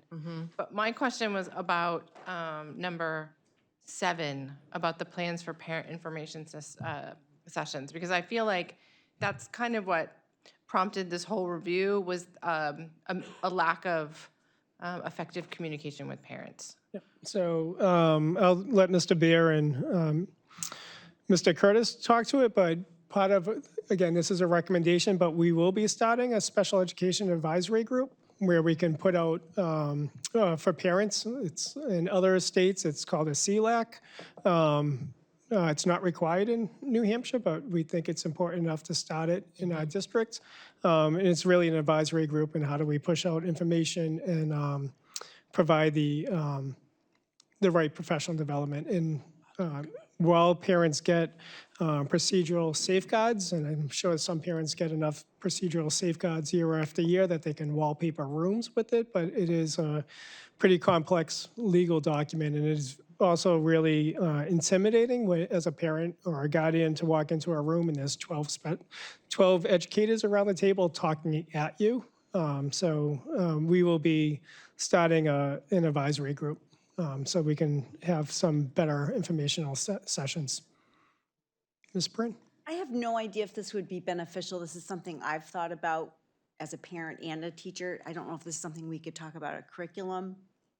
But thinking of maybe doing a session or a presentation of like the process, even like starting at the very beginning, say, you know, oh, I'm concerned about my child, you know, what would the whole referral process would be, even, you know, starting way at the beginning, because I think as a parent that might be beneficial. Some parents may be like, I'm really struggling, I don't know what's going on with my kid, you know, how do we start this whole process? And I didn't know if that could be something we could do at a future meeting. It was just a thought, something I've thought about. Yeah, just as long as it's not a real student, we No, can it's probably, not a real right, student. we can No, actually. I'm thinking yeah. just like, what would the whole referral process be And I think like? we could do that at a curriculum meeting to Yeah. just talk about the processes. What do we look at some decisions and resources. Yeah, okay. So I'm going to move us back to corrective action number 5 and 6 fairly quickly. As we've alluded to throughout our presentation, really we've started the initial PD plan that we started with in September was on the basics of compliance, going back to the basics. Then we're going to be going in the training that will be happening on the 4th is going into the specifics of what is specially designed instruction and what is the evidence and, you know, what does that look like? What is the purpose of specially designed instruction? And how does that, as Dr. Under would say, tie back into with Tier 1 instruction within the classroom setting? Number 5 and number 6 flow together. It goes to the service logs. So this goes back to the department, when the Department of Ed came in and they pulled those files. Again, they're not saying, they didn't definitively say that we weren't doing it. However, there was no documentation of it. So that is where the service logs have come in. We have provided a number of different service logs for the Department of Ed to review, and they've blessed. And we have rolled those out in a number of iterations to the departments. and have continued to have through email conversations, through department conversations, individual meetings with principals and teams, and we'll be continuing that conversation again in the November 4th training. I have a I'm I have a sorry. quick question, sorry. Yes. For the service logs, who fills those out? Is that the case manager? Anyone that is, anybody that is delivering a service that Yeah. is on the, so within the IEP, there's the page called the service grid. So anybody that is a service provider, whether it is a teacher, if it's a related service provider, or any person that is on that service grid that should be providing services should be filling out a service log.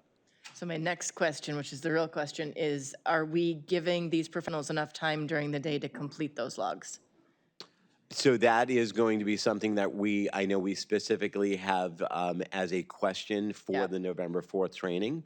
Yep. With SETS, I know that's going, that the ensuring that we're giving people the opportunity and the time and the resources that they need to do the training was one of the discussion points that we'll be having on the November 4th training. Okay, great, because without that time and without that support, it's just another kind of unfunded mandate that we're just making teachers do without supports and services. Again, and Ms. Regan and Ms. Lampier, I hate to, I don't mean to cut you off, but unfortunately, it's not an unfunded mandate on us. It is. No, I was it's- just, yeah. I was making a sweeping, I Yeah. wanted to make sure that the resources were there so people could be successful.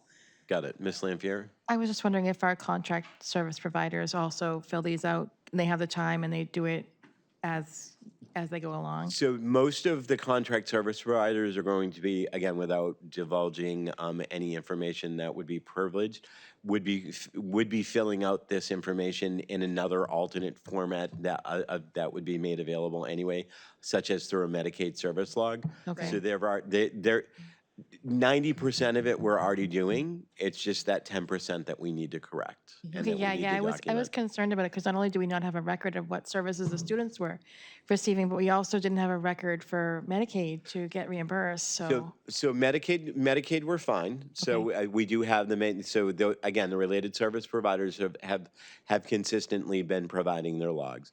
General education teachers, 90% of what the expectation is, they're doing on a daily basis anyway. One is they're taking classroom attendance, they have their formative assessments, their summative assessments, they're documenting how the delivery of services is.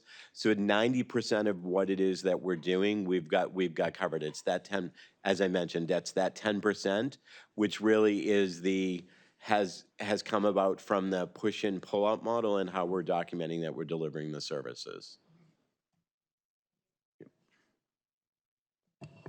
Corrective action number 8. And I just would say regarding service law, so the law has always required the documentation of the delivery of services. I think it is a bit of a related service providers, speech and OT and PT are very used to this. Speaking as a teacher myself, I assumed if I was there and the kid was there and I was teaching, that was the proof, but it's not. No. So it's a little more of it's always been the requirement, but having case managers understand their responsibility, I think, is a little bit of a new landscape. I just want to give thanks also, Mr. Hoffman, the NTU have helped to elevate questions. I will say this is not, the practice of service logs is not necessarily equivalent for every type of service provider or teacher. And so there's a lot, when you drill down to individuals, there are a lot of very finite, granular questions that come up. So this partnership with NTU has been helpful to elevate some of that and help us problem solve so that we know that what the next layer of guidance needs to look like. Yeah, and having worked in a system where if you didn't document it, it didn't happen, and that is your entire day and every interaction with every human being or any phone call or voicemail that you received, I understand the need to have the time to get your quality documentation in so that you can do your job as best as you can. So I love it when we have moments like this where we have an opportunity maybe to like create a shift because we need to, just as what Dr. Andre tells all the time is never miss a good crisis. Isn't that what you say? Something like that. I like it. I obviously don't listen very well. Don't miss a good crisis. Like, Well, like, use it. use it as an opportunity. Right, Yeah. right. So I will say, again, our service providers are providing, have always kept their logs because they've been federally mandated. Yeah. They are both HIPAA compliant, FERPA compliant. They're in a much more secure environment than what the law dictates. Right. So again, that's part of the 90% that we've been doing that we've been doing well and right. And we haven't asked that they change that process unless there's a specific request and audit by the DOE, because as the DOE will be going throughout the year, and as part of their ongoing due diligence, unless they give us a SACID number for a student, and then we need to provide that specific data, then we would go out to that service provider, and they would access and they would download through their secure portal, the logs that we would need to provide. Awesome, thank you. And just for corrective action number 8, is to recommend the district evaluate their current educational environment. So to your point, this is where, and even in our strategic plan, we talked about evaluating, and we hear it at the budget subcommittee or the budget going forward, we know something has to give. So if we look at all our intensive needs programs at the elementary level, middle school or high school, we really need to look at the type of programming, the staffing, how are we delivering our services. We did an evaluation a couple of years ago with Mr. Alexander. There was some research that came out, but really when we talk about the differences between the Sunset Heights intensive needs classroom and the Amherst Street intensive needs classrooms, it was supposed to have a purpose, but there's so many referrals coming in, we're just kind of going through the process. And so this is where I think in the next year, we'll be doing a lot more questioning on what does our intensive needs programming look like.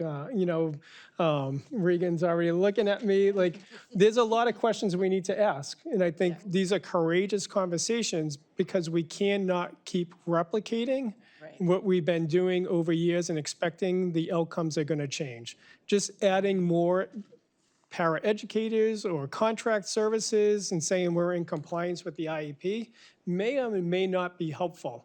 But I think this is a larger conversation on, Mr. Curtis said it, I ask the question all the time, what's special about special education? But this is where we really need to evaluate our educational environments and look at all of our programs, pre-K through 12, and evaluate if it's working, and which kind of we'll get to 2 slides down into our goals for this year. So if you want to advance the next slide, so this is just what the state complaint, one of their comments, where it's hard work, but the New Hampshire Department of Ed recognizes and commends the district's initiative to foster and implement inclusive education throughout the district. However, we caution the use of blanket policies that may conflict, right? And so that's our earlier conversation, that we have to be careful that we're just not making the rules of how we're doing it, but is it really individualized? So I think too often we may have been complacent and just saying this is what we offer and this is how we do. And so we need to make sure that it is an individualized education program and the teams are making those decisions. And then again, the conversation on what's our continuum of placements. So least restrictive environment may be a general ed classroom. It may be an intensive needs classroom, but that's going to be determined by each student. And so our current status and next steps on the next slide, it's really our big ask this year is what's the data, evidence, and claims? So when we're looking at students' IEPs, what data are we collecting? What's the evidence that the student's being successful or not? And if we're making claims that students may or may not be successful, how is that backed by data? And I think we need to, as a district, get better at collecting data to make IEP decisions. Our data shows us, I don't want to say I think I feel, if it's saying when we're talking about, but our data is showing us that we are putting a lot of safety nets in IEPs that may or may not be justified or supported by data, which might not be the least restrictive environment. And so those are our goals for this year, is really how do we look at data, claims, and evidence, which ties into our November professional development. We'll also be looking at ensuring IEP compliance, which is the service logs, and how do we collect that information. And then again, in November and February, professional development will be working on our inclusionary practices. Again, how does even differentiation look like in our mainstream classes? So those will be our huge buckets of our professional development goals for special education for this upcoming year. And then I know in the past we asked for some caseload numbers. What was how many special educators we have and what's their caseloads? And then the following slide is our service minutes for our students. So obviously there's no teacher names involved here, but we can see by buildings what's the average caseload numbers by teacher. Yeah, so this is, as Dr. Under said, this is redacted obviously to protect both the teachers and the students, so not giving any personal identifiable information out. We did go through and list out the number. So CM is case manager, and then one would be, that's the case manager number 1, 2. So at Franklin Street School, there are currently 15 different case managers servicing a total of 185 identified students. And what I'm learning is I need glasses. On column B, I know. On column B, the number of per case managers of the numbers of students that are currently on their specific caseload. So so Franklin Street, again, it goes from 17 to a low of 4. So there's a wide disparity in range, and I know that I can't talk more about it because then I'd be giving away age ranges, and then it would lead to specifics. So I guess my question to this is, does this data provide you information about managing the staffing so that each student gets what they need, has the support that they need? Right? Does this data lend you to believe that kids are getting the appropriate case management services and our case managers aren't being overburdened? Or does it show some areas where we need to improve? So I would say that this is one step in the process. There is going to be the next slide, which is going to show the level of services, so related services by buildings. So it'll show the percentage of students, like the percentage of the total population that's identified, and then a percentage of related services by building of the identified students that are receiving services. So when we go to that, and then Because I don't know that, actually I do know. I do know that I do not have the capacity to interpret the data. However, what I want to get at is, are we meeting our kids' needs, 1? 2, is our budget meeting the needs of the district for staffing? And 3, do we need to make a plan for doing better in the next budget cycle? So I will say that there were 3 reports that I was hoping to be able to present this evening. Okay. This was one. The second one will be the related services.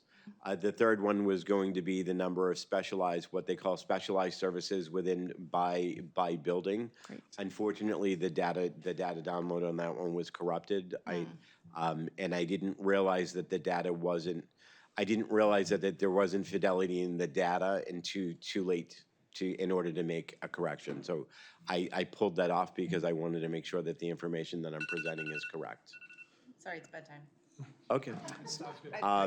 I can go through, I mean, this is available, it's on the board. We can go through and we can talk about different caseload numbers if you'd like.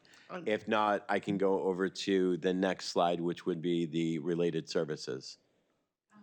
I'm just hoping that maybe like in 3 months, 4 months, you can come back with an update to see any improvements or give us more of an in-depth look into these kind of figures rather than, because this was basically, you know, we've been here for a long time already. The meeting hasn't even started yet. But I would like to know more about this. And we will be here as often, as frequently as you request us to be. Okay, excellent, thank And you. I'm always happy to present data. Okay. So if the board is okay with me moving off of this slide over Yeah, to the next one? I think a deeper dive would be appropriate for like a curriculum committee meeting where we could get some explanation of what all these things are. And just clarification for the public, what CM is standing for in this perspective, that the case manager, what that is saying, that's not, is that the teacher, is that an actual case manager that overlooks all the IEPs? Just explanation for the public. So when I say case manager, it's a special education teacher that is both a special educator, could be playing the role of a special education teacher, or oftentimes a special education teacher and case manager that is overseeing so like in Franklin Street CM1, there are 17, they are overseeing 17 students with an IEP. Just as a final word before we move off of this, to Ms. Raymond's question, I think like this is a tool that sits in the middle of it. This isn't all the information. I also want to emphasize that Mr. Curtis put an enormous amount of work. This, unfortunately, our IEP system, well, fortunately, it does allow us to pull reports and pull some information. I think to the point about needing to clean up data, it's not really built for that purpose. And so getting down to the level, so you may ask yourself, why are these numbers so disparate in some cases? And a lot of that has to do with what are the individual IEPs and needs on that particular case manager's caseload. And there's no way around it. Mr. Curtis spent a lot of time actually getting down to that granular level of detail, and members of our department do this on a regular basis throughout the year, pulling caseload numbers, looking at service minutes, but it is not easily reported or easily summarized. So if the board is okay, I'll move over to the next one, which will be the related services. Bear with me 1 second. This tells also a different picture. So on this one, this is broken up by building. Again, just as a reminder, Nashua is responsible for providing services to all of its students, whether they physically attend school within a building, within a Nashua School District building, or if they're receiving services at a charter school. I've tried to, for sake of not easily giving any information that was easily identifiable to that any one person can be like, oh, I know who that student is that they're talking about. I've tried to shorten out names and students, so this gives the number of total students identified, total number of students receiving at least one or more related service, and then the percentage of identified students based off of the student identification. There is a tab, and we can dive as deep or as non-deep into this as you would like. Show them the bottom cell. I do think that this is interesting. I just don't think it's a full board meeting presentation of data to this level. Yeah. But holy smokes, that's a lot of work, man. So this, Thank you for putting that together. so Yeah. this, I would love unfortunately, to dive the, into it at the curriculum. one that did not come together and the one that I do want to make sure if it's at the curriculum level is really, it's the service, it's the delivery of within the special ed service realm. Because I think that's an important discussion for the general public and the board to have. And again, and I apologize that I didn't realize that the data was corrupted until it just, when I was looking at it, I knew something was wrong. I just didn't know what it was until I realized that it was duplicated. Yeah. And I would rather take the time to fix it and present the correct data than give you incorrect information. Yeah. So if I may, just before you, $10 says we're about to say the same thing. Go so ahead. I think we can schedule, Yes, that's right? what I was gonna A subcommittee to go a little deeper, but I think the walk away here is really, so there was a state complaint, we're moving forward. There's a couple aspects of what is the data, evidence, and claims that we're making. Like, even just briefly going up and seeing the service page, we saw the same thing written over and over again. Is that individualized, or are we just saying that what fits into the schedule, that's how we're gonna do services? So we have to be careful on what's the data that we're using, some evidence and claims, and the documentation. And then the other one is the program evaluation of, what does our least restrictive environment look like? How do we make those determinations? Because, access to a para is actually a restrictive environment. We may not see that. No, but that's the research, right? There's a lot of research on having para support is actually more restrictive than, but again, what's the evidence, or if you're putting in para support, what's the IEP goal to get the para support out, right? And but that's based on specific data. And then what's hard, again, for the regular ed teachers or special education teachers, what is the specialized instruction that the special educator is providing so that they're not seen as a para? And then again, what does the IEP say? I've said it before, like, you don't have a disability in science or social studies. Right? And so should you be getting, sorry for the social studies people in the audience, but should you be getting special education support in a social studies class? Maybe, maybe not, but what's the specialized instruction, right? And so it's a larger kind of conversations on the student may not be able to access a primary document in 7th grade because of their reading disability, but Right. doesn't mean it's not a social studies issue. Right. So again, those are larger conversations that we need to have, that we need to be courageous and answer, right? And it goes back to what's the data, evidence, claims, how do we have IEP compliance, and our inclusionary practices are tied directly to our Tier 1 instruction. So a lot of work we have to do.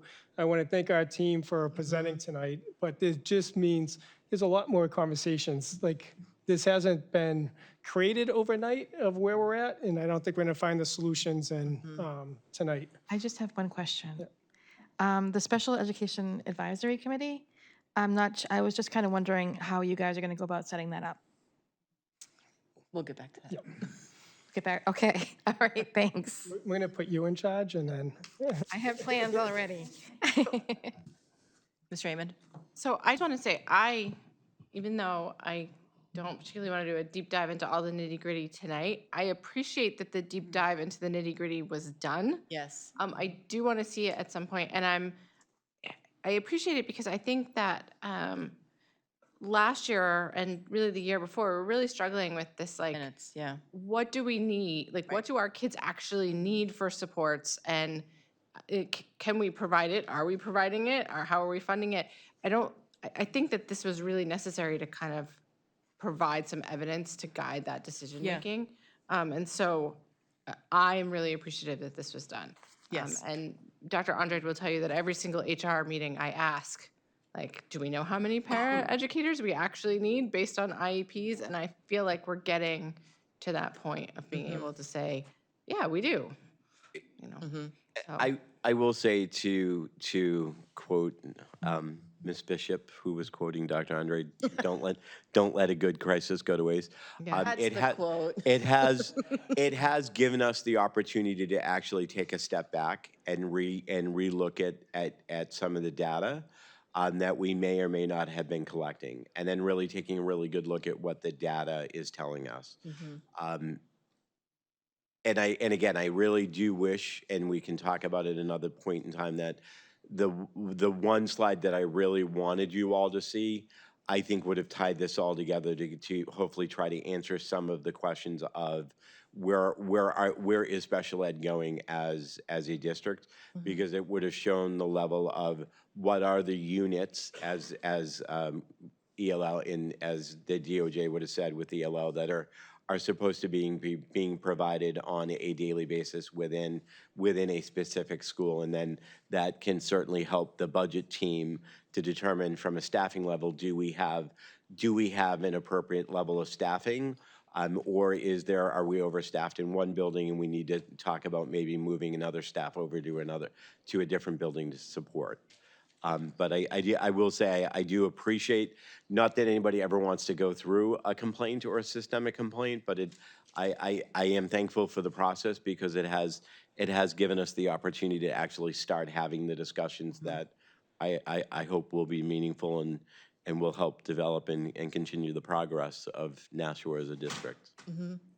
Yeah. Yes, and we very much appreciate all of the time and effort that you guys put into these presentations. I know it's not easy to kind of hold a mirror up to ourselves, but when we're looking at systemic changes and we're looking at systemic opportunities for growth, this is really when we do our best work for our kids, is when we take that long look at ourselves. So I really appreciate that you guys are doing that for us, and then you're presenting to us the hard work that you're doing, because you're the subject matter experts on this, and we're just here to make sure that you make sense to us people who don't know what we're necessarily talking about. So thank you so much. And I think I see, trying to wrap up, but Ms. Lopez. I wanted to thank Mr. Curtis and Mr. Bear for putting this together, for taking the time, for having to go through this over the last year since December. I had a question, maybe just two, but I can give it all at one time. How many IEPs have been corrected? And have, with the new system, with the IEPs and the IEP boards, how is that being addressed? So I can't tell you how many have been corrected. The reason being is we have been trying to be, to Mr. Hoffman's point, slow in measuring out what the new initiative / new expectations are. So we have, in our first set of training, we set out the first set of expectations of this is what it is that the district is going to be expecting. They had until the end of October to start rolling in or start documenting and showing evidence of that implementation. So starting November, we will, as a district and district administrator, we'll be starting to go in and doing random samplings that are required, just like the state will be doing throughout the remainder of the year, random samplings of the IEPs, just to make sure that they have in fact been corrected. We, unfortunately, some of you that were on the HR committee got to interact with our new HR middle school coordinator, who I think is going to be a phenomenal and a wonderful addition to the Nashua staff, and will help coordinate that in the middle school level, and it believes in the data and asking the right questions and making sure that we're supporting students with the appropriate level of support, and still within the least restrictive environment, and identifying what that least restrictive environment is. Hopefully that answered your question. Yes, thank you. Thank you. All set? Okay. Well, thank you, guys. You put a lot of hard work in. We really appreciate it. And we'll probably invite you back to a curriculum meeting so we can do a deep dive into the minutes and how it overlaps with ELL. So we'll see you soon. Thank you. All right, guys. Two very interesting presentations, huh? It was good. And Thank you very much. thank you. And now we are wicked far along in our agenda. I am looking for a motion to approve the consent agenda. So moved. Second. Any objection? All those in favor, say aye. Aye. Any opposed? Motion passes. This brings us up to our first public comment period. If whoever wants to, Oh, everybody's on the first one.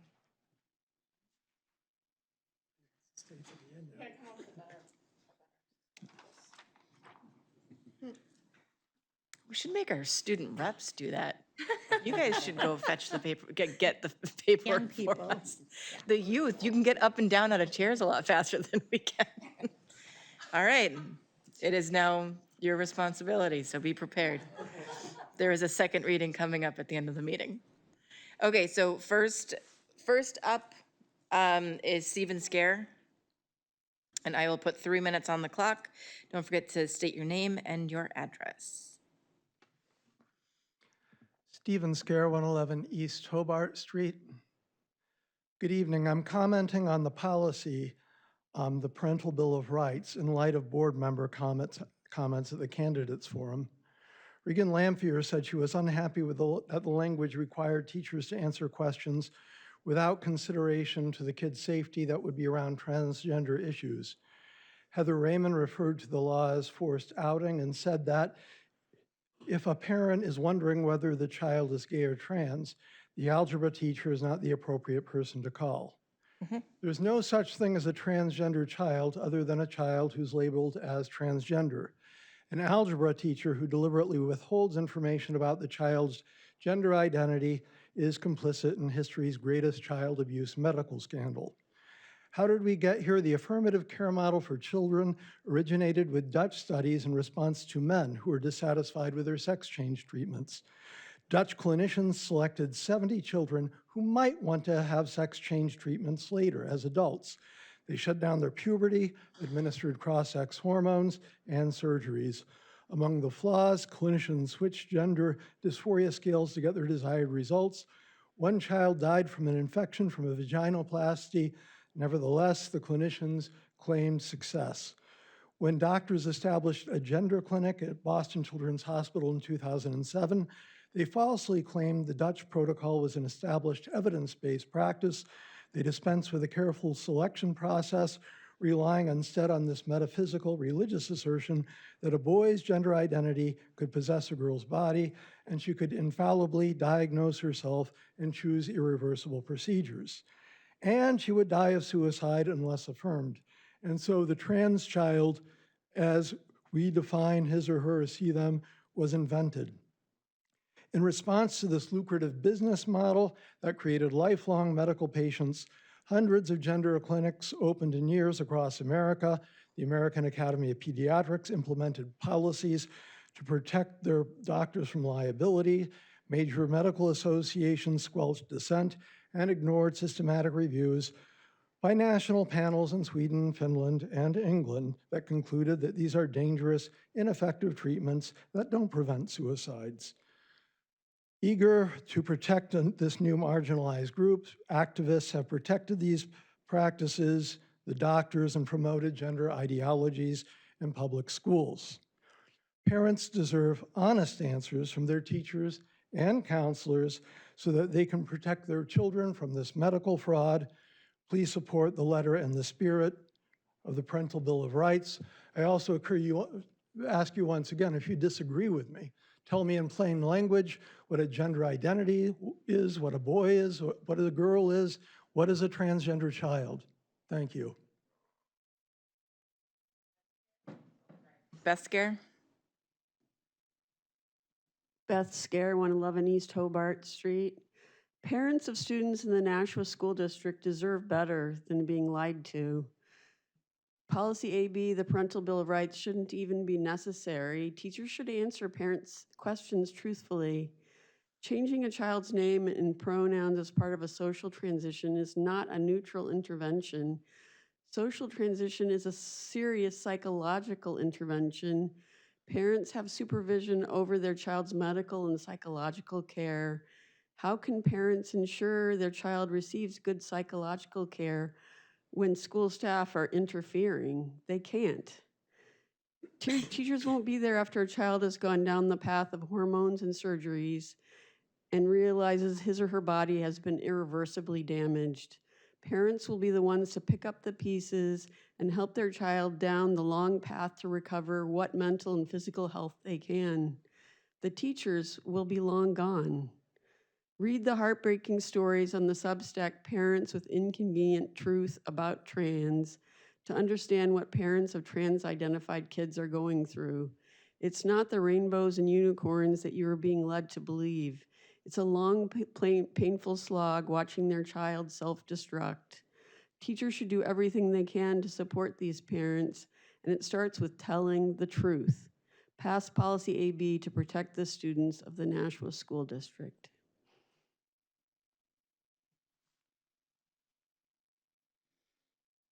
Susan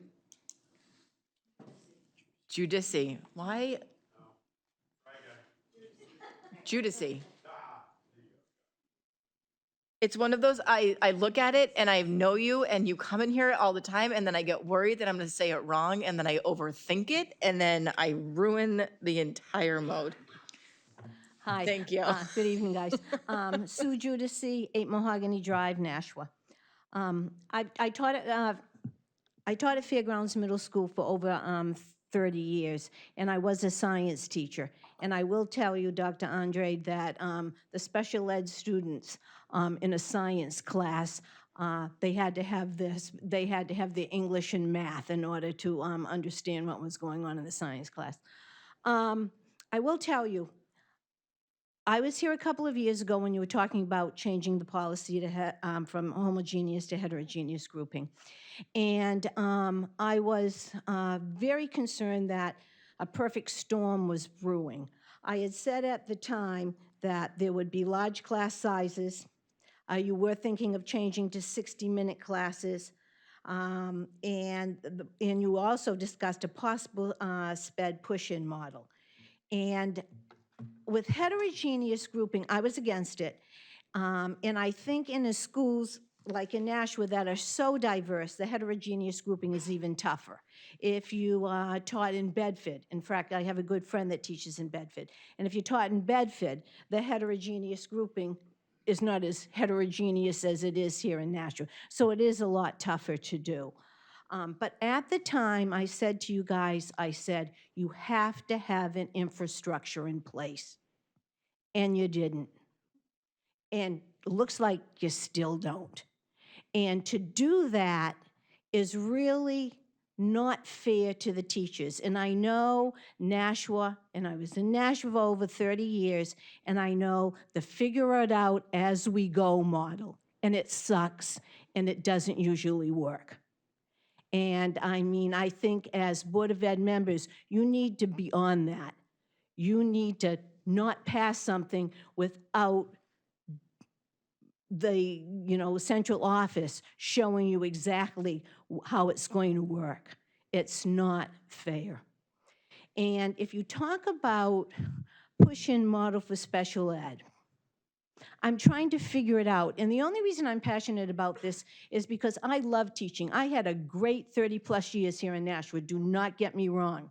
I loved every year of it. But I will tell you, if you're going to have a push-in model, the only thing that I can think of is if you're going to have special ed kids in every class, along with your ELL kids and your really high-level kids and your mediocre kids, you would need probably, but especially for special ed, you would probably need a para in every class, every period. And I'm just talking about the core classes. Because that little Johnny who is having a hard time in math and he needs that support in math class, and there is a para in there for him, that's wonderful. Or a SPED teacher in there for him. But little Susie is over in English class and she also needs help. And the way it looks to me is, at least at Fairgrounds, there are 2 special ed teachers per team.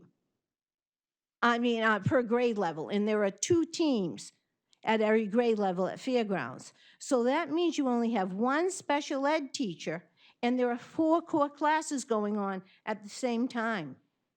I find that, do the math.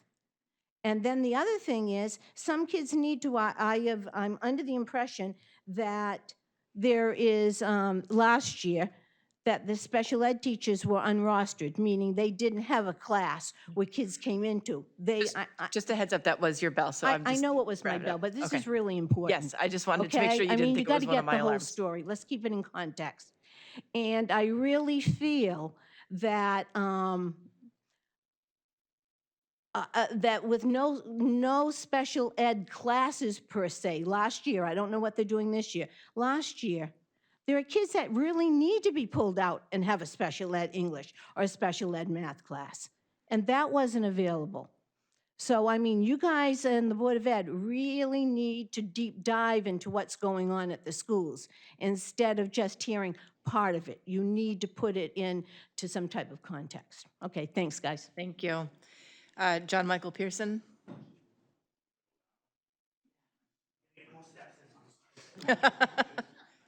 You can run our comment list then. John Michael Pearson, 28 Massachusetts Drive, Nashua, New Hampshire. I was going to focus on the changes tonight, but then we had that special ed presentation, and it went hand in hand. I personally believe why we're in that issue is the push-in model, because every single student I had last year at the start of the year, IAP, was out of placement because of the push-in model, because it wasn't done over the summer. And McCarthy is in a unique situation. I know if you looked at the data, there's 200 special ed students in McCarthy out of about 600 kids. That's 33%. I think I ran into Miss Bishop at a football game the other day, and this is what worries me.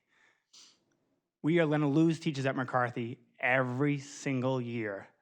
The Bridges program, which we had 3 teachers last year, they all left. That was one of our main special ed push-in classes. They all left. They all went, some went out of district, some went in district. I think right now we have 1 Bridges teacher. There's supposed to be 3. We have 1. I think 1 is kind of being hired, but not in yet. That is our artistic program. That is on my floor. And it's not anybody's fault. We just don't have the personnel to run every district program in one building without everybody leaving.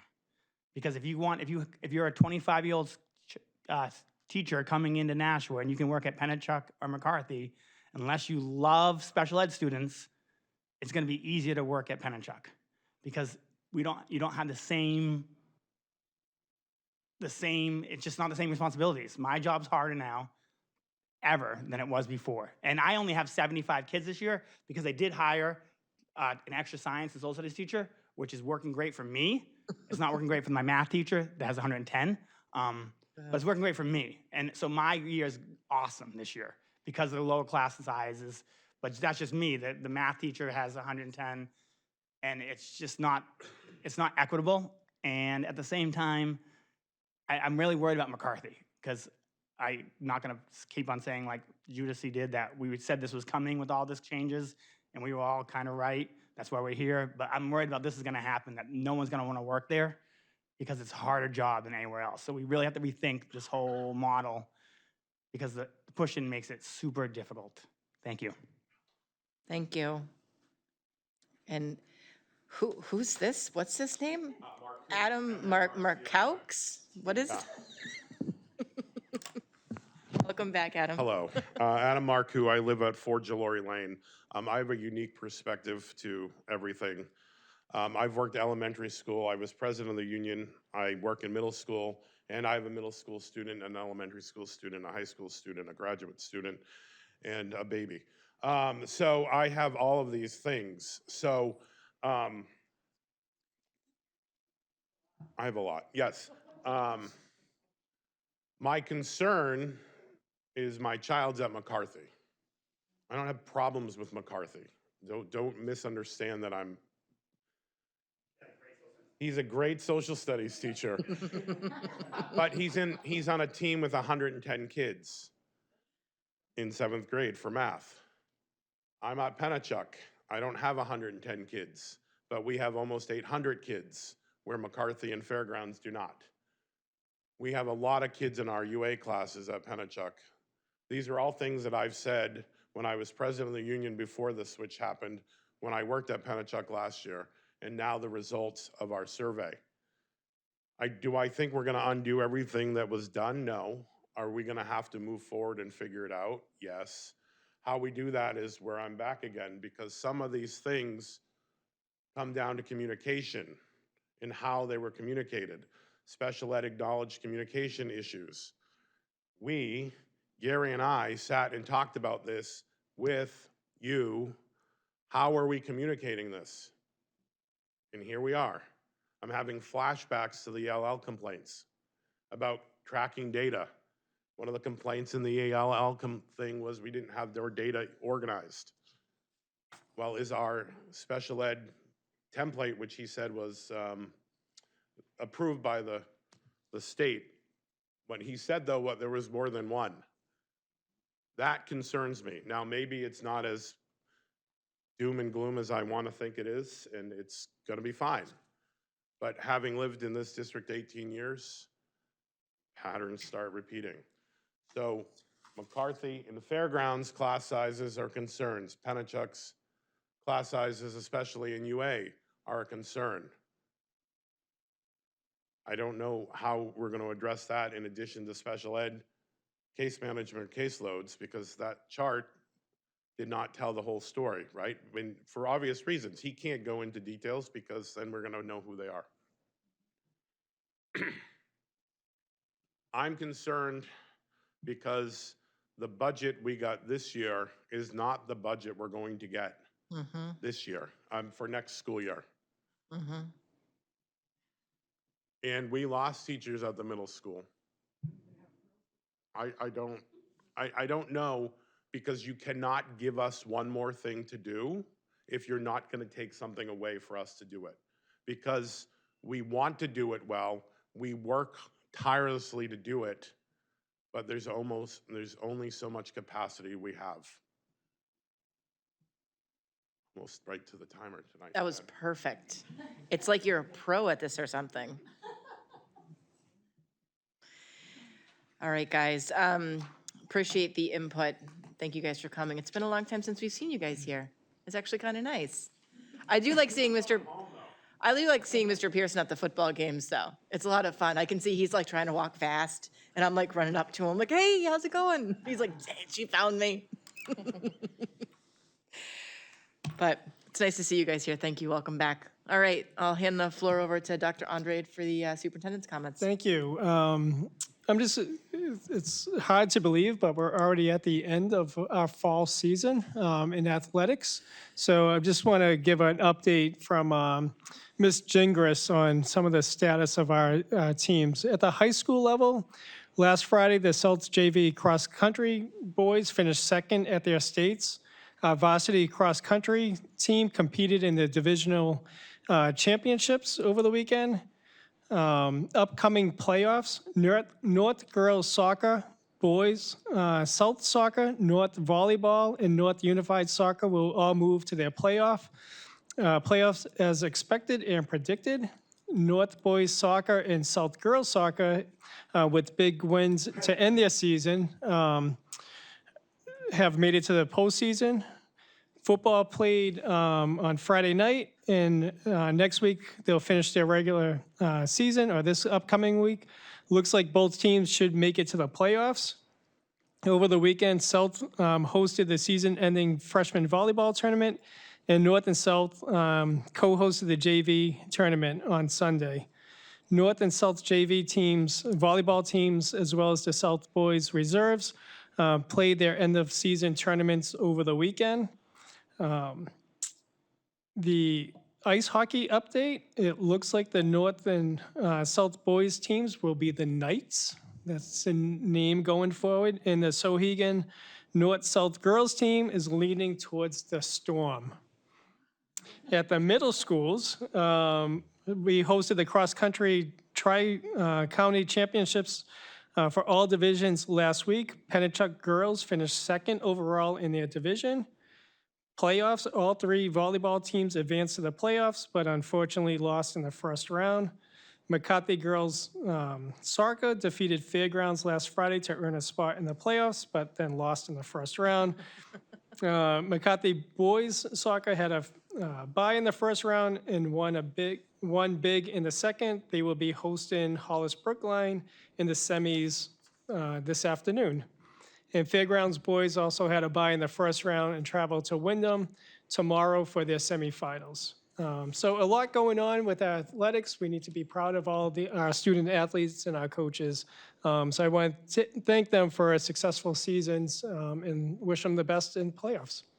And just FYI, on Wednesday, November 19th at 6 p.m. at Pennachuck Middle School, we'll be hosting a community forum focused on our facilities master plan study. So we're looking for some community input on the future of our buildings. Again, November 19th, 6 p.m. at Pennachuck. Response to superintendent's comments, I will start over here with Ms. Raymond. Thank you. Dr. Andre, you failed to mention that the North JV girls volleyball was Division I tournament champions. So, Thank you. Someone's daughter. Someone's who I was the only know that MVP. because I was there all day. Unfortunately, my daughter sprained her ankle halfway through the day and Oh, no. is now in a boot. But the season's over, so it's perfect time to recover from an injury. Anyways, thank you. It's really exciting to see all of our student athletes engaged and working hard and managing their academics. So, Yeah, it's pretty impressive. Ms. Prin? Thank you for the updates. Mr. Claffey? No comment. Mr. Johnson? Thanks for all the updates. Great to see the success that the sports teams are having. Ms. Gilio? Thanks for the happy news. Ms. Lopez? I just want to thank all the people that put on the presentations today for all the hard work that they put in behind the scenes. I hope us as a board heeds the recommendations and the work to be considered as valued. Thank you. Thank you. Ms. Lampier? No comment. And just shout out to Ms. Gingras, who heads our athletic department as if it's the easiest thing in the world. I don't think she ever looks like she breaks a sweat about stuff. She's amazing, but I just want to say, does she ever have a day off? Because when my daughter was injured Saturday, like they called her to be like, hey, can Bree's parents take her home instead of her trying to climb the bus with her busted foot? And she answered, she had an answer, it was crazy. I've never not seen her working. No, she is the ultimate professional. We are very fortunate to have her in the direct. All right, well, this brings us up to, hold on, I have to put my glasses on. Pause for dramatics. Student members of the board comments, and it's just you. Have the floor. There's no fighting tonight. Thank you for the updates. Mr. Pearson, it's nice to see you again. He was my 7th grade social studies teacher. I was his most reliable student. North on top. Excellent. So this brings us up to, it looks like Committee on Finance is maybe in a little bit, not this week. I don't know when it is, but you guys, I'll look in the calendar later and let everybody know. Okay. Would you like to know when the next meeting is for finance and operations? Sure. It is on a Wednesday, so it is Wednesday, November 12th, because November 11th is a holiday. 6 o'clock, Wednesday, November 12th. Okay. Thank you. This brings us up to our Committee on Policy, so I will give the floor to Ms. Raymond. Okay, thank you. So we have been very busy in policy, working on some updates based on some legal changes that have happened this summer. So you'll see 1, 2, 3, 4, 5, 6, 7, 8, 9, 10 policies that we worked on last week that are required by law. We put the homework policy IKB back on for a first reading because we had pulled it last time and sent it back to policy for some more work. But the changes we made were pretty minimal, right? So I feel like we could vote on it tonight, or we could decide to wait one more time. I Ms. think the Prin has changes were thoughts. minimal too. I have a question. I didn't think about that night. Yeah, go ahead. I don't know if this is a big P policy question or a little P policy question, but one of the things I was thinking about in addition for doing our homework policy is thinking about the giving of homework during religious holidays. I didn't know if that's something that should be addressed in this policy or if it should be addressed in another way. I think about the fact that most of the time teachers don't, I would hope not, during Christmas, which is a Christian holiday, we don't give homework to kids. We should also consider other holidays. Well, I think actually they do get homework do? over the winter break, Get out, why? especially in the high school, Oh, like projects and stuff. awful. Who does that? But I do think, I do think that it's appropriate. So you're in favor of this, Ms. Prin? I think it's appropriate, though, that if there's a religious holiday, there are a number of religious holidays where our students should not, based on their religious views, be doing work at home those days. So I don't know. I believe there's an exemption for that. Okay, I wasn't sure if that was part of the policy, just. I bet Mr. was- Claffey knows. I don't know if it's still the case, but at the high school, there was an extension, so homework was not due the day after a holiday. I don't know if that's. I think it's, to Ms. Prince's point, more of a practice. I think due to the diversity of our district and the variety of cultures and religions that we have, creating a policy for that would be challenging. But to the point you're making, Mr. Claffey, I think it is more of a practice based upon the individual needs and beliefs of those students and the teachers working with those families. So do we want to hold, I guess the question is, do people want me, it says first reading, but really we've already had a first reading. Do people want to do a motion tonight to approve it, or do we want to hold one more time in case we want to add a line about, extensions will be granted for, if there's a religious holiday or something to that effect so that families know their rights? I don't know. I'm a little confused because I thought that the homework policy was coming back to the curriculum committee. And that we weren't making any decisions. Yep, so on it did. tonight. It went back and we met and discussed it and made a change, but now Ms. Prin has thought of a second change. So are we prepared to vote on it tonight? That's my Or can we question. delay it? Let's just delay it. Yeah, that sounds good. I would prefer to do that because I thought maybe there was going to be a little more input from our committee. I think what we had decided was that we would do, for the elementary piece, which there isn't the syllabus for, which is referred to, that those changes are going to go into the elementary student handbook, and that reference was made in the policy, so that the policy was clean at that point, but separately, we still needed to clean up the handbook language. So, Do we need to do that before the policy is approved or not? No. No? And do we know what Ms. Prince's suggested addition change was?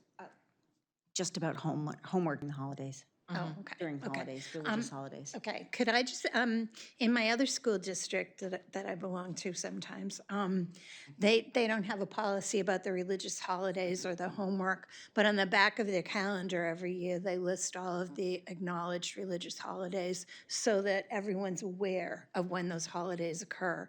It just might make it a little easier for a student who comes in and says, I wasn't here yesterday, or I couldn't do homework last night, I was fasting all day, whatever. It's just an awareness of when those holidays are, which may be something we might want to consider. Holds people to it, I really do. All right, so I've made myself a note, and we will bring it back to policy one more time. Okay. Will we be adding it? I didn't get. We will, I think I would invite everyone to come to policy where we can hash out some language, as opposed to hashing it out here. Yep. Ms. Lopez?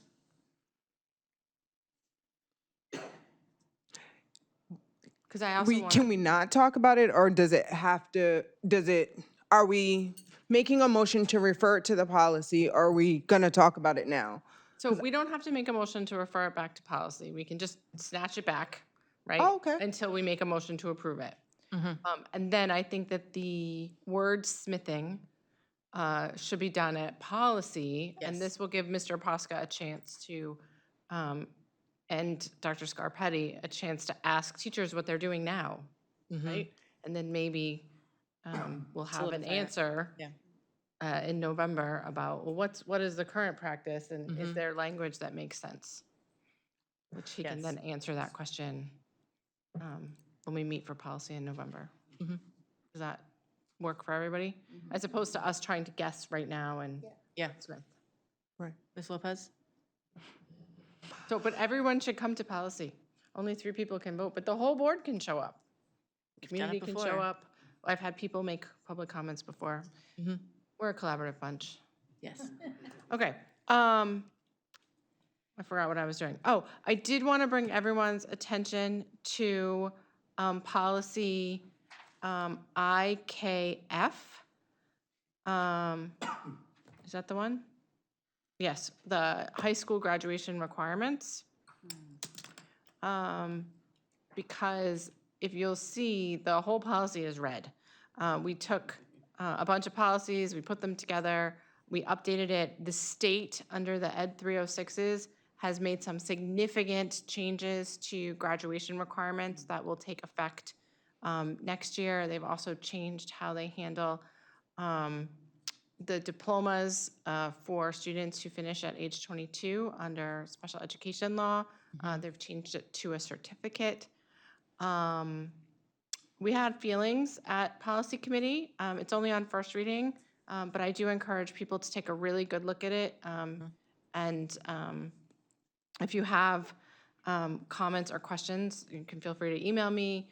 You can bring it to policy next time policy meets, or bring it to public comments, because some of these changes are big, and there's a domino effect with this policy where Mr. Posca has been working with the high school principals and administration to update some of the course catalogs and what classes are offered, and what things need to change, especially in social studies, to meet the new requirements.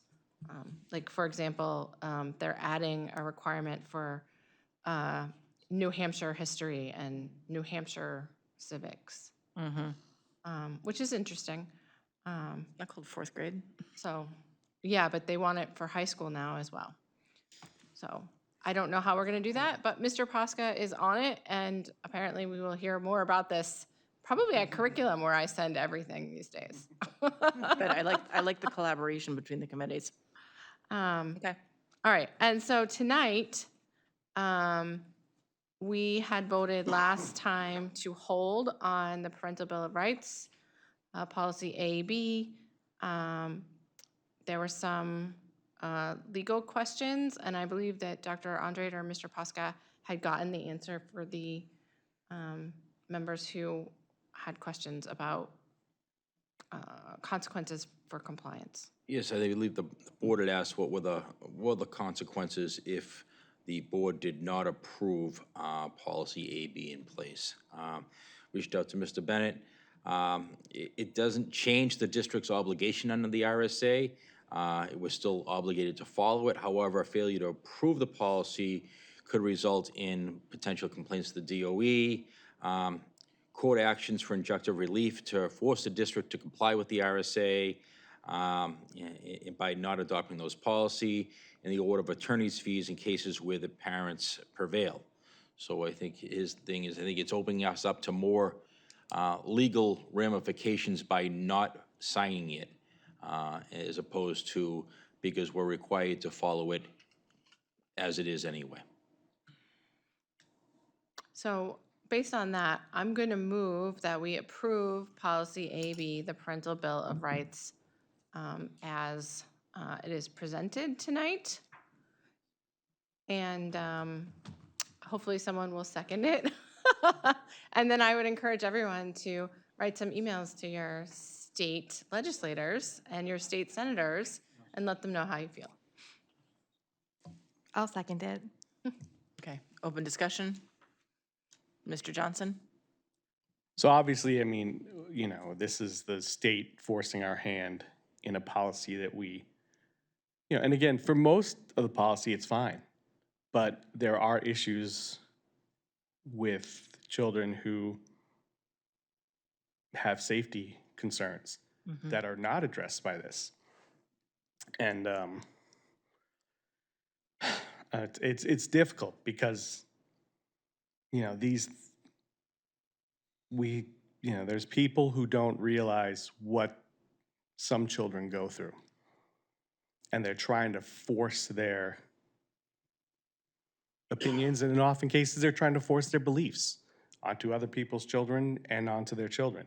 These things talk about parental rights, yet they don't consider the parents who have children who are transgender, who are gender fluid, who are LGBTQ, who have friends who they know and they love and they support. And those things are not considered here. And that's the shameful thing about what the state is forcing upon us is, that's all I can say. I'm just disappointed in the state government in New Hampshire for forcing this down, simply because some parents spoke out and against, the way some parents were reacting to children who are just trying to live their lives. Mr. Claffey? Case scenario or hypothetical. Teacher refuses to tell a parent whether or not their student has asked to be called they or them. Who would protect the teacher in that case if the district was sued? And I don't mean to call you out, I'm just curious. Who would be responsible for any kind of legal fees if the teacher refused to give that parent that information? So I don't want to play lawyer here and kind of get into too much of it. So I think we'll go into where they willfully violating the law. No, I was concerned about what the student told me about how safe they feel telling their parents. And so what does the law? So I think you have to review what the law compels the teacher to say. Right. And so is it a truthful answer? And is it the best of the knowledge of the teacher? Right. And so I think we would have to go through that. Why were they refusing? There's an aspect of what's in the law is that if a teacher is uncomfortable, we have 10 days to respond to an inquiry.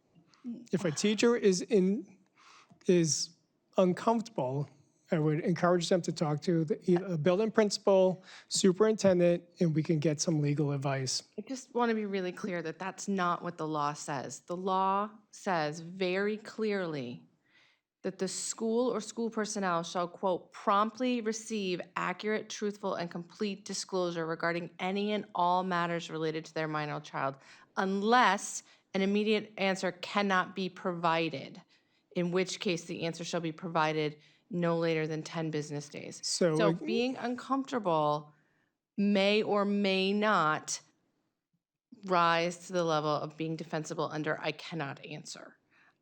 The guidance that was given by the Attorney General at the state level was if you fear for the child's safety, you tell the parent and you call DCYF, not you figure it out and then tell the parent. And so I just want to be really clear that the violation section is that if we get sued and we lose, if this district gets sued and loses, they have to pay all the parents' attorney's fees. But also, the parent can make a complaint to the Department of Education, and the Department of Education is the determining body on whether or not the teacher's license is impacted. So we 100% need to be calling DCYF, but I would not encourage teachers to not answer for 10 days. I would encourage them to promptly answer. To the best of their knowledge. To the best of their personal knowledge. So They don't this have is to go where I think investigate it's it. really difficult to play scenarios without having the full scenario in front of us, whether you're getting legal advice or not. To the best of your knowledge, is the student going to be harmed again, there's a lot of criteria that goes into, and I think it's really difficult to give advice where it's. I just want to know who, if the union would, if I were a union member, would I be protected? I think it depends. Always There could be, right, it could be something that it's a teacher action that they were willfully, like, doing and the district disagrees with them, or again, it's an action that the district is in agreement, and then we're getting our attorneys involved. So I think it depends. Well, I I'm gonna think, give the legal, like the lawyer answer. It I'm depends. sorry. Yeah. I think, I don't want to be sued as a member of the school board either. So I think I am going to vote present or abstain on this policy. And I'm not sure whether that, to the best of my knowledge, I don't think that represents a willful disregard for state law. So I'm going to abstain. Is that the right? You're allowed to abstain. Okay, that's my position. Ms. Bishop, just some additional information that we have received from our Title IX coordinator.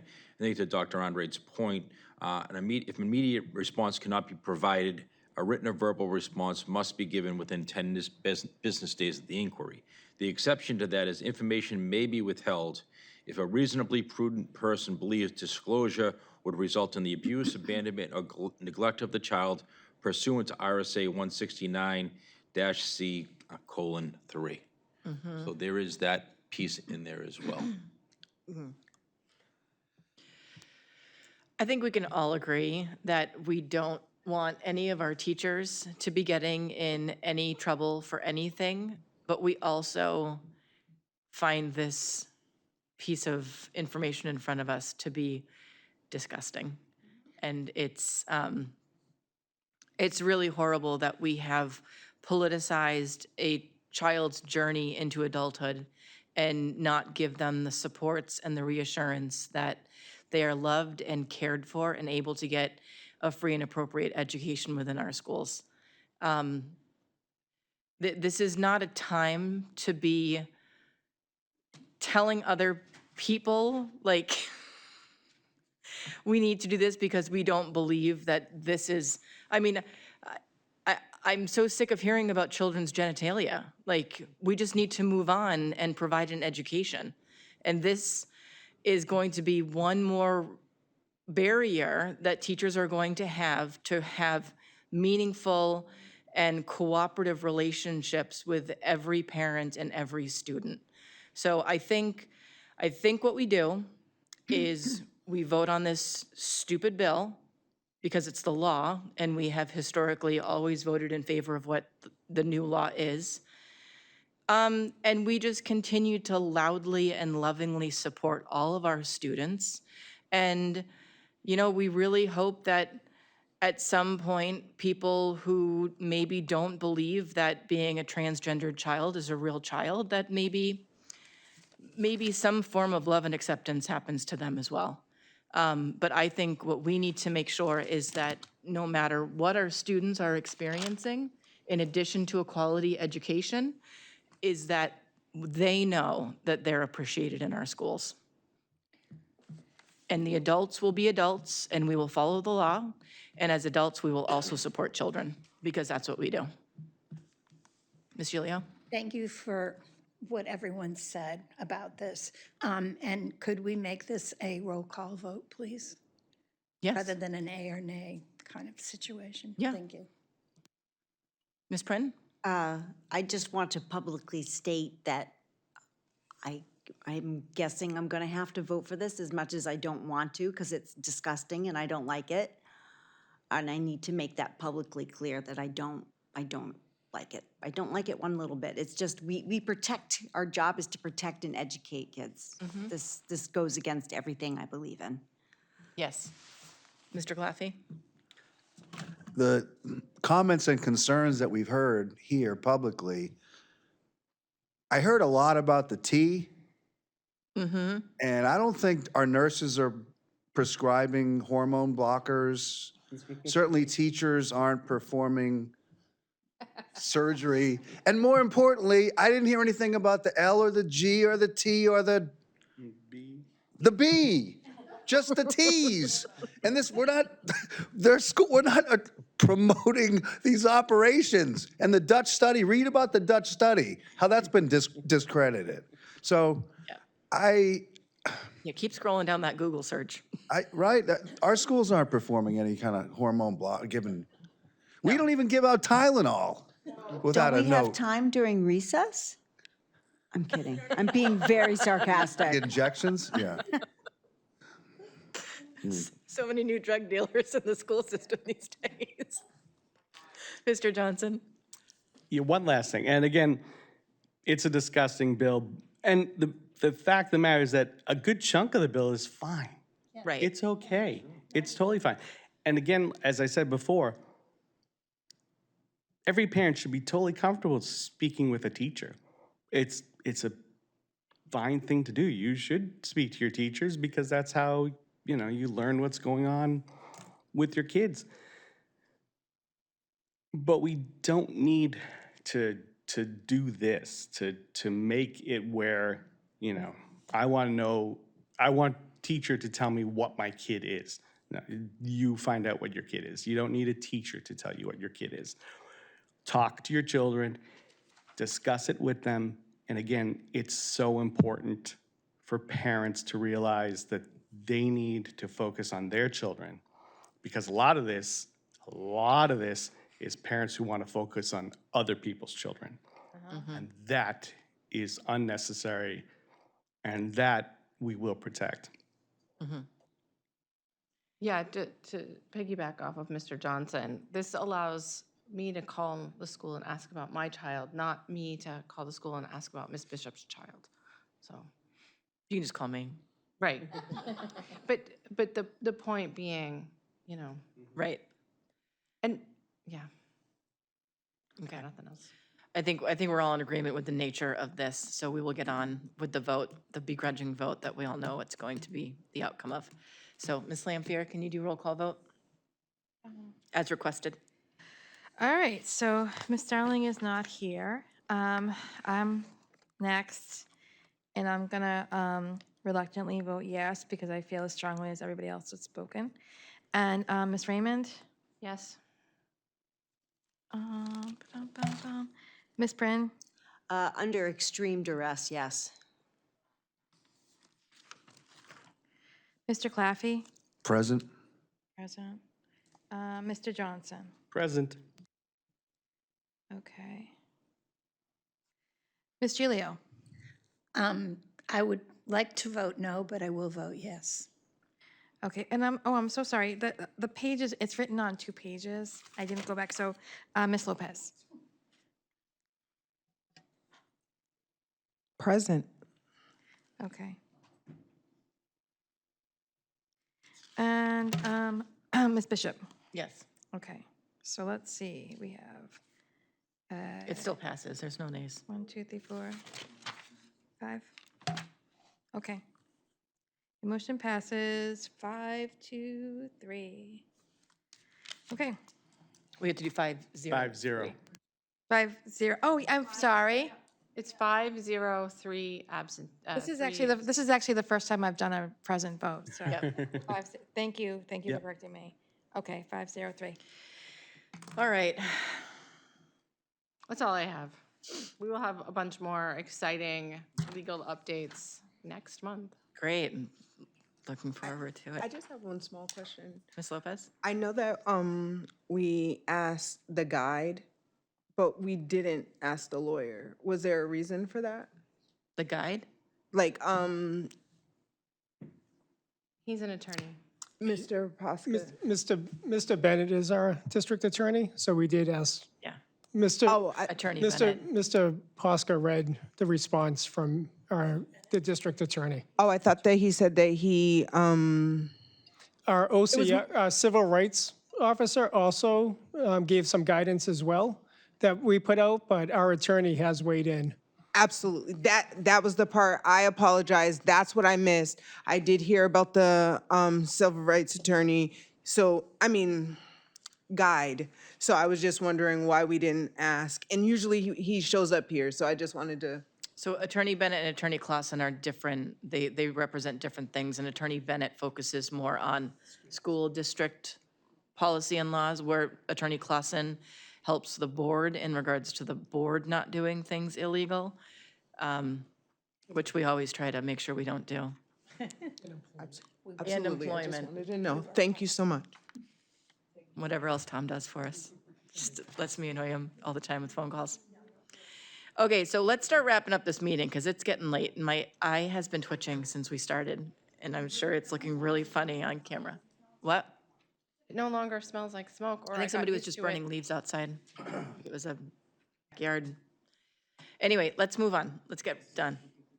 Committee on Human Policy. On Human Resources.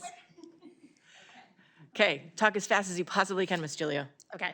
I make a I'm moving that we suspend the rules to consider items from the HR meeting held earlier this evening. Second. All those in favor?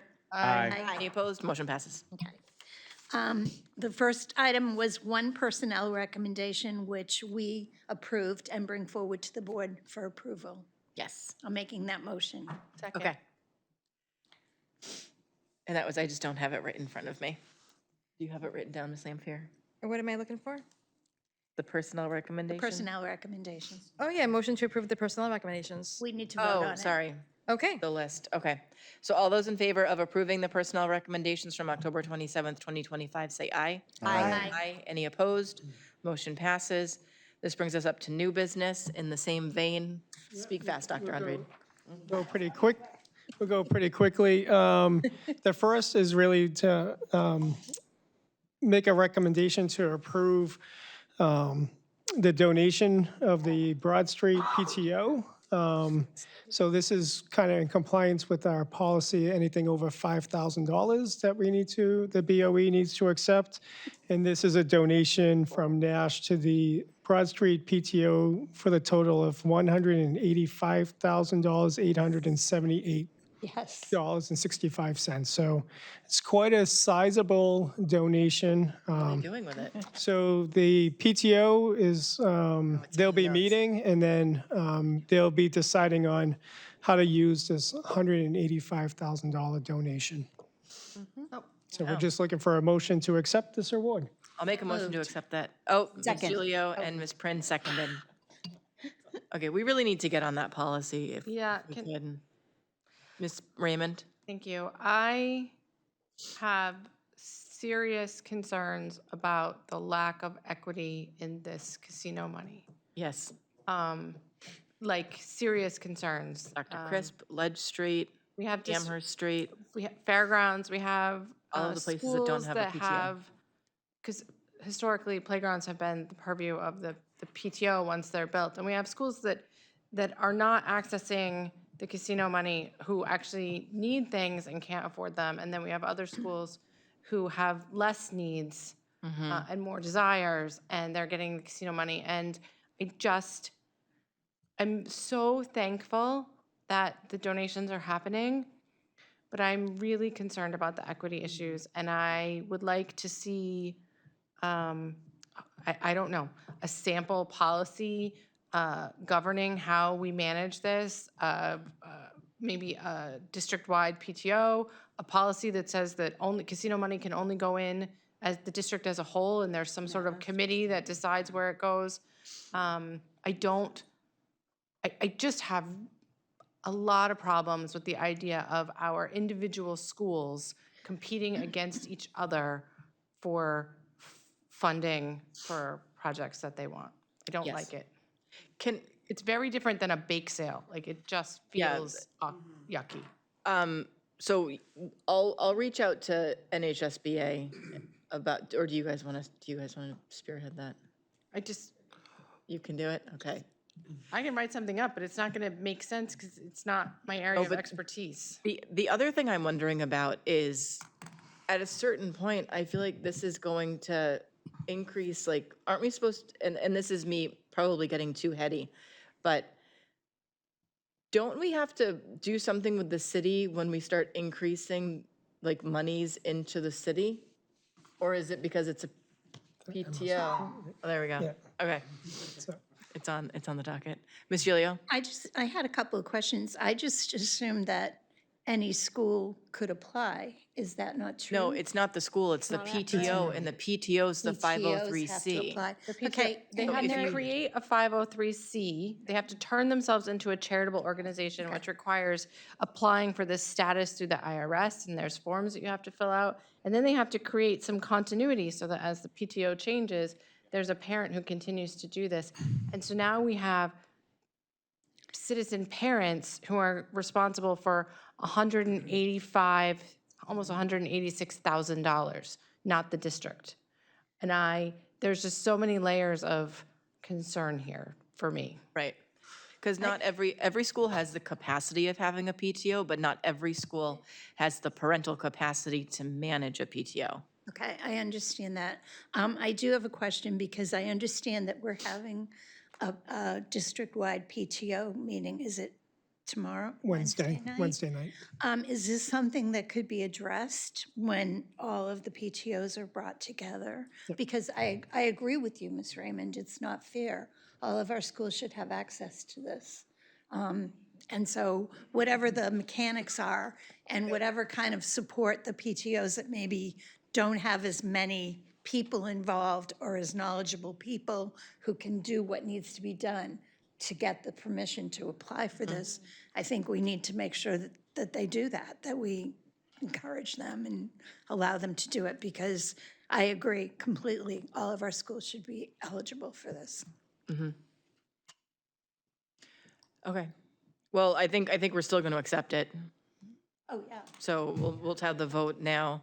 Mr. Johnson? One quick note on this, thinking back, because when I was in New Searles PTO, we got the, charity.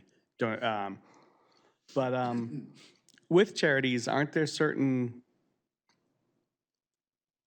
and this is probably legal stuff, aren't there certain restrictions on what you can spend money on when you're a charity, or can they just go spend it on whatever? No, I think you guys probably know better than I do. So these are coming in as unrestricted. So the Nash is not saying that you must spending You on must X. spend it, right, got So it. it's coming in as unrestricted, and then the PTO and through their board decides on working with the school on how the money is going to be used, but they're unrestricted funds. Okay, thanks. Can I just make a comment real quick? So I hear the concern in the case of just the equity across the board. I would encourage each building principal to work with their families as we build FY27, not saying the sky's the limit, because as we know, there's so much that needs to go in. But if there's certain things that their schools specifically feel like they need to be bringing that forward to Dr. Andrade and I through the budget meetings to have a true conversation on where some of this funding needs to potentially come. And I think, again, we don't want to discredit what's happening because it's great, the money's coming in. But I would say as a district, again, what does that standard classroom look like? What is that standard support for each of our teachers and supplies? What does all that look like?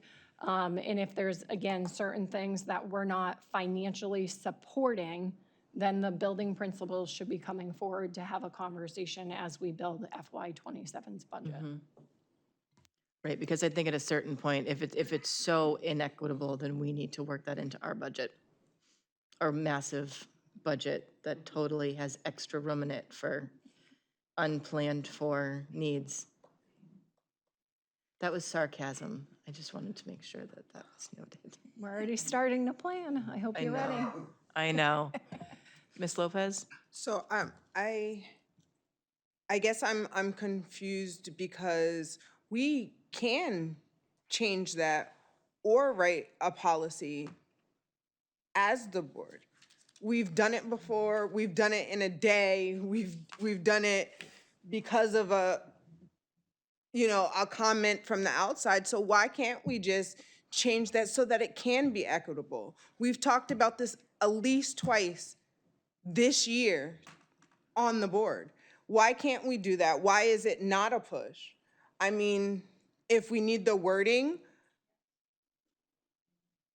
I mean, we can Google it. I mean, we can use AI. AI, write me a plan for 503C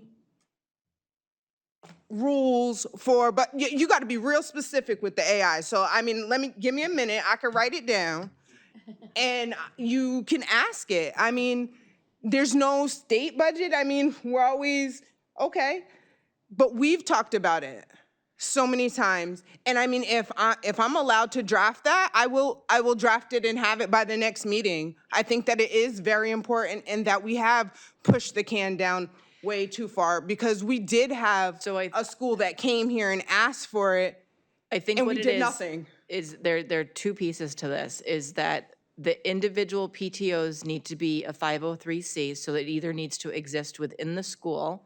If the school doesn't have a parent base that can create that, they don't have a PTO. Or we can go about creating a district-wide PTO, and they have to create a whole new 503C. So it's going back to the individual schools and seeing which one of those can happen quicker, and then we can deal with the equity. Because if we can do a district-wide, and it takes, how long, a year or two to get a 503C status going? You can do it pretty quickly. I set one up when I was at Amherst Street with our PTO. It's not too painful. You do just have to have someone who kind of can navigate the process online. But it's definitely doable and it's fairly quick. Yeah. But my understanding from the state of New Hampshire is if you create a brand-new 503C tomorrow, there's a year usually of a process that you have to show you're in good standings before you can be eligible for any of the casino money. Wow. So I know this is, this has been talked about since I think my first month on the board back in 2020 is getting this district-wide PTO. And I think we've had multiple meetings about this. So I think before it was, there's not enough equity amongst the Xeroxing crew. And then since, you know what I'm talking about. And then since the casino has come in and has been giving these massive amounts of money, really just the pressure has been on to create that equity. So I'm pretty sure Dr. Andre is 100% sick of me going, let's get it, let's go. So let's go. Ms. Gilio? I didn't want to interrupt you, but just for the public who are viewing this and all the different schools, PTO members, what is the time and the location of this meeting on Wednesday night? I know it's Wednesday, I just don't know where or what time. So it is Wednesday night. This Wednesday night. This 2 Wednesday days night. from now. Yep. I think it's at 6 o'clock It's 6 in the o'clock at Birch Birch Hill. Hill. At Birch Hill. Yeah, okay. and so Ms. Kinsella sent out a reminder this morning to all the PTO presidents. good. Oh, So it went to the PTO presidents. Okay, great. And again, it's those conversations. It was last year we talked about a district-wide, and again, I think there's a lot of conversations, pros and cons to things, and then, or whatever resources that we're doing to support individual schools. So I think there's further kind of conversation, and I think this, I'll just pick on playgrounds. You know, I think we've been having the conversations on if we see playgrounds as an outdoor classroom, should it have been a PTO responsibility for the last 20 years? If not, if it's incumbent upon the school district, what does that look like possibly in our deferred maintenance moving forward? So I think there's a lot of conversations, but I think tonight we're trying to celebrate, you know, there was a donation coming into Broad Street. It's a good problem to have. And then how do we move forward from there? So just looking for, again, a recommendation to accept the monies coming in from the Nash to Broad Street.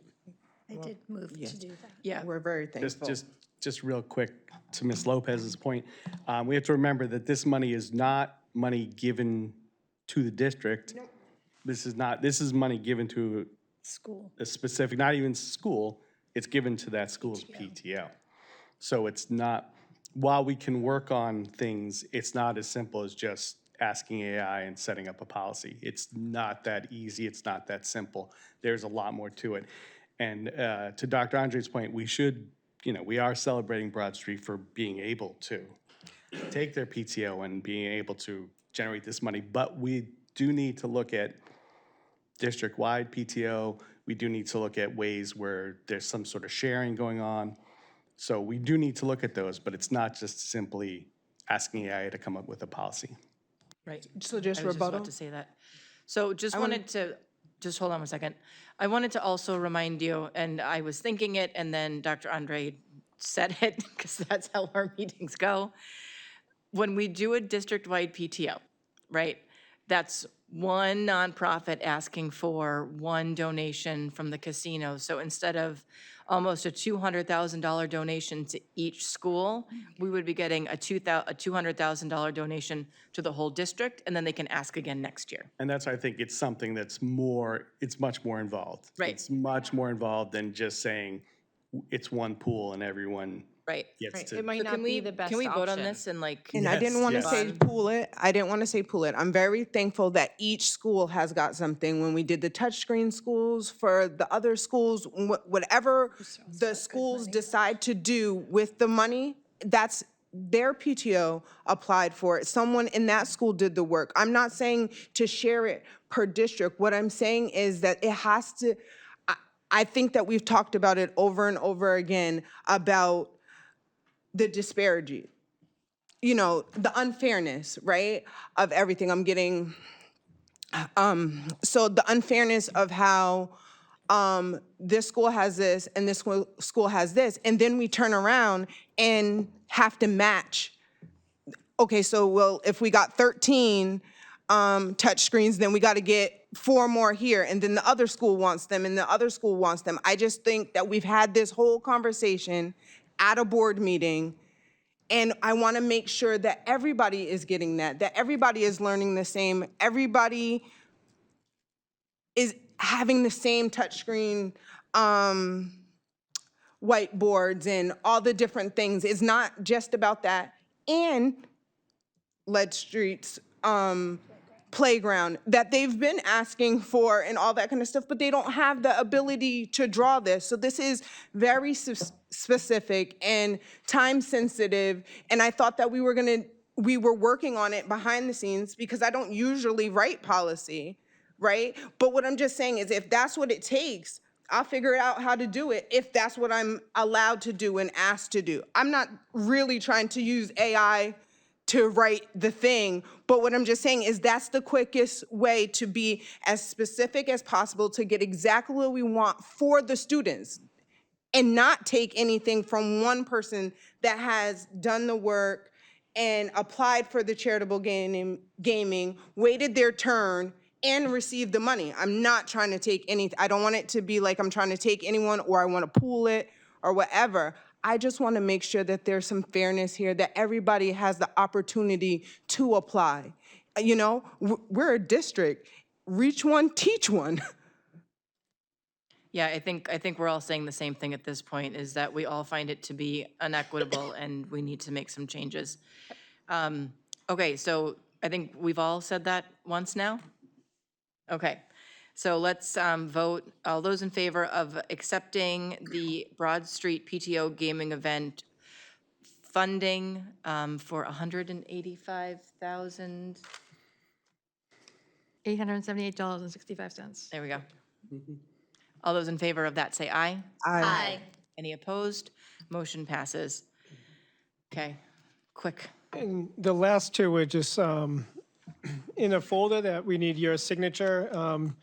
Thanks to Mr. Gray and her team and the team at City. Last week we submitted the DOE 25, which goes into setting the tax rate. So we're weeks ahead from last year. So that, again, kudos to Mr. Gray, a lot of work that went into it. And then the other document is the MS-24, which is our revised estimated revenue. So just for transparency, we're a folder going around the table. These are documents that Mr. Gray and her team and the city work in conjunction. That goes up to the state and needs your signature. Sorry, can I clarify? So, Dr. Andrade, first of all, thank you for your kind words. The DOE 25 cover sheet is coming around, so that does need to be signed. The MS 24 is the revenue. That is something I, as COO, am able to sign. I don't see it in the packet as an FYI. That was supposed to be an FYI. And the other cover sheet that is in there is the MS 25. Again, a subsidiary portion to the DOE 25. So in order for me to sign this as board president, I do need a motion and a vote. So I'll make the motion. I have a question. Can you, what is the motion gonna be The exactly? motion is to authorize, hold on, let me, authorize the board president to sign the DOE 25 annual fiscal report. yes, that's my motion. Can I have a second? I'll second it. I can't second me. I'll second it. Thank you, Ms. Gilio. Okay, so my question, I'm trying to think of how to word this in a way that is appropriate and tactful.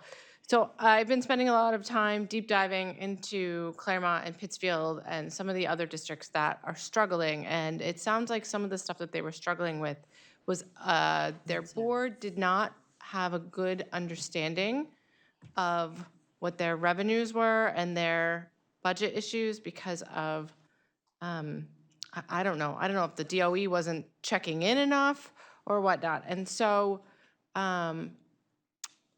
my question, I guess, or my curiosity is about, is this a document that all the districts are doing? Is this something special that Nashua does? I've read it and seen it in the years past. I'm comfortable signing it. I just want to be clear about how this all works together. Yep. It was a big global question, apparently. I think I know what you're asking. So if I don't answer your question, let me know. So yes, the DOE 25 is an annual report that every single school district in the state of New Hampshire has to complete. This is something that usually is due September 1st, but we as Nashua and the other larger districts always don't complete it by September 1st because of our books not being closed yet, the size of our district, et cetera. To Dr. Andrade's point, this year in particular, I think we're about 4.5 weeks ahead of where we were last year in submitting the report, which the report has to be approved, and then that sets the tax rate that is given from DRA to the city of Nashua. So every single school district should be completing it on an annual basis. I think your other question related to revenue, I am more than happy, if we want, in finance and ops on a monthly basis to truly bring an overview of how much revenue we are bringing in month over month, or maybe we do it quarterly to review it.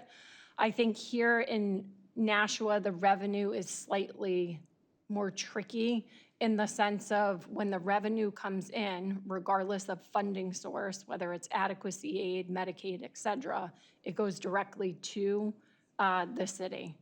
So if we're not dependent on the city, like some of the other districts are, I think they have more control over how that revenue impacts their overall budget.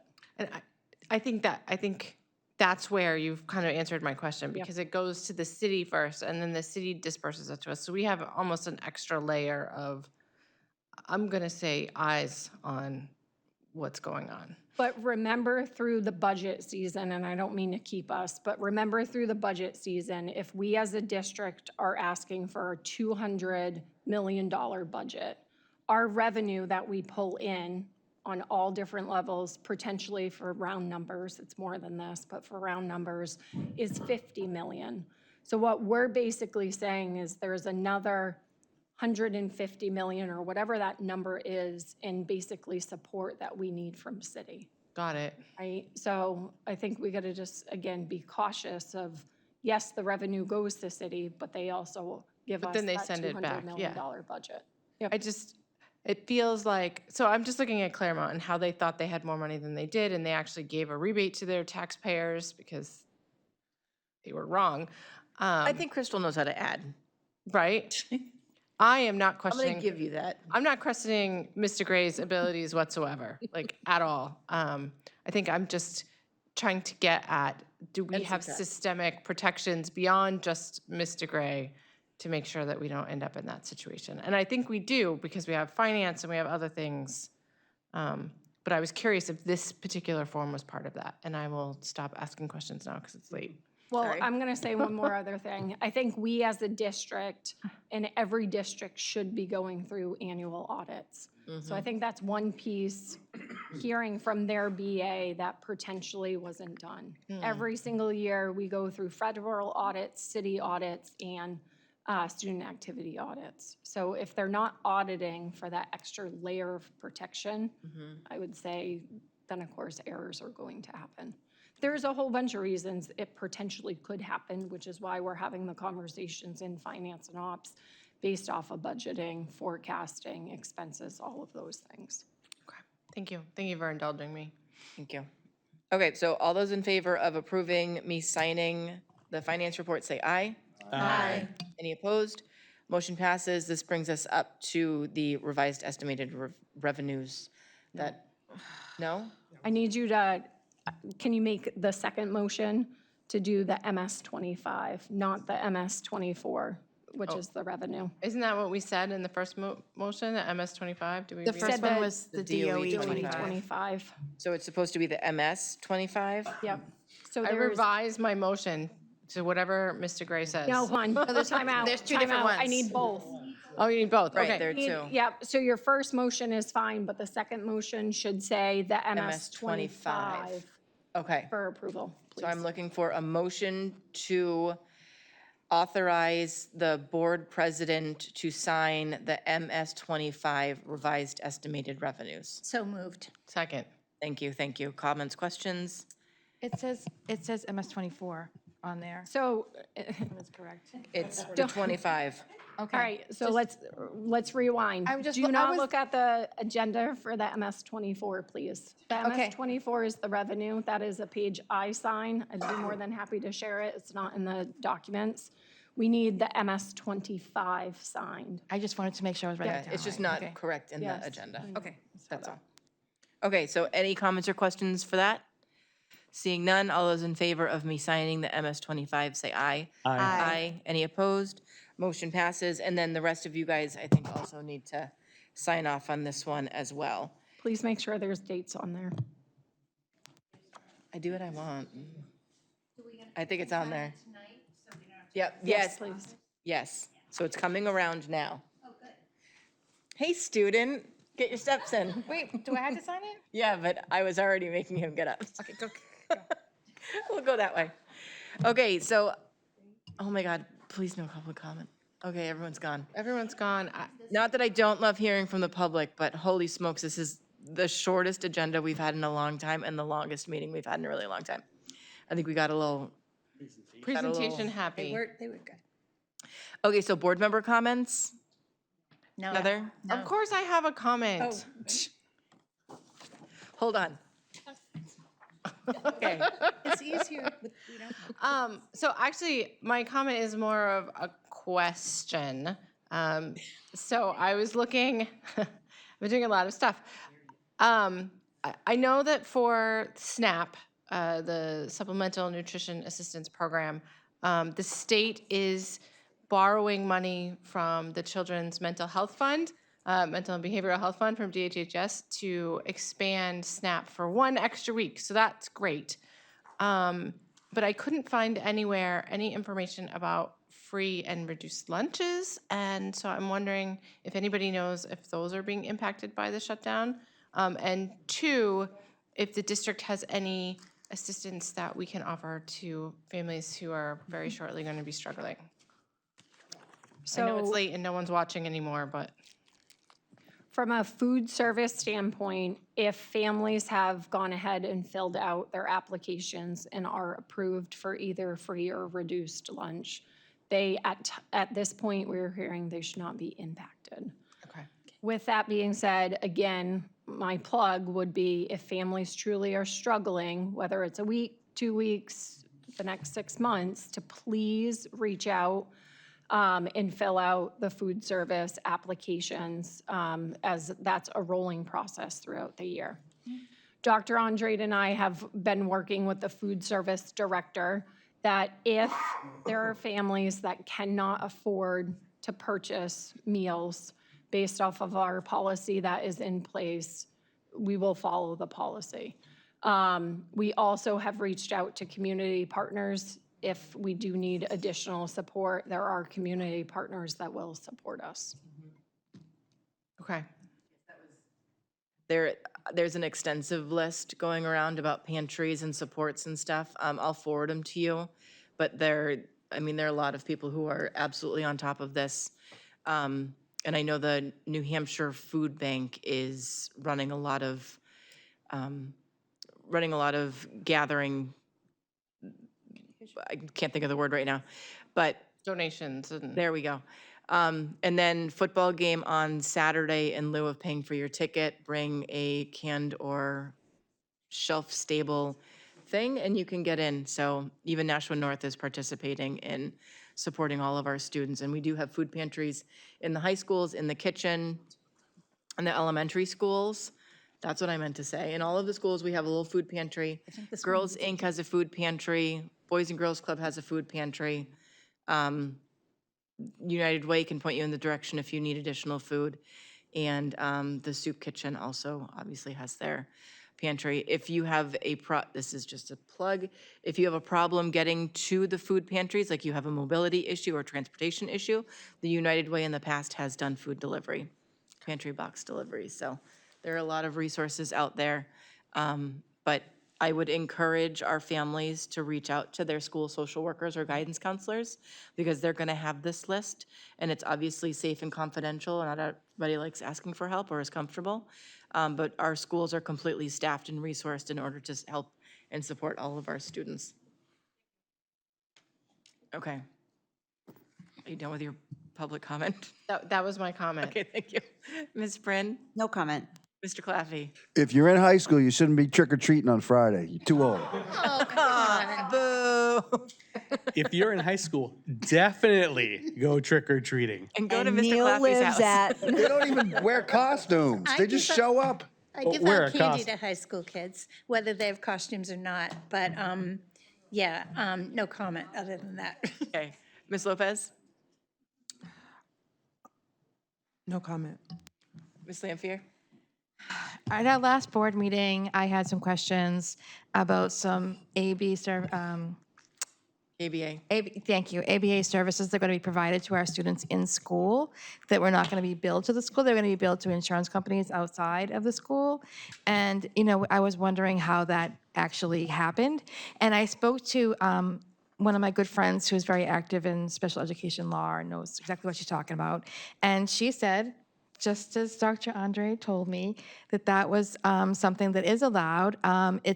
It's when a student kind of needs the ABA services for activities of daily living, not for education purposes, and that it's something that it's being offered at more schools now because before COVID, they could outside companies could provide these services after school, but. Bless you. Bless you. But since COVID, they cannot hire the people to provide the services in the evening. So that's why it's a good idea that it's coming into our schools. And I just wanted to, I don't know if anyone's listening, but I just wanted to say it publicly because I brought it up last time. And thank you.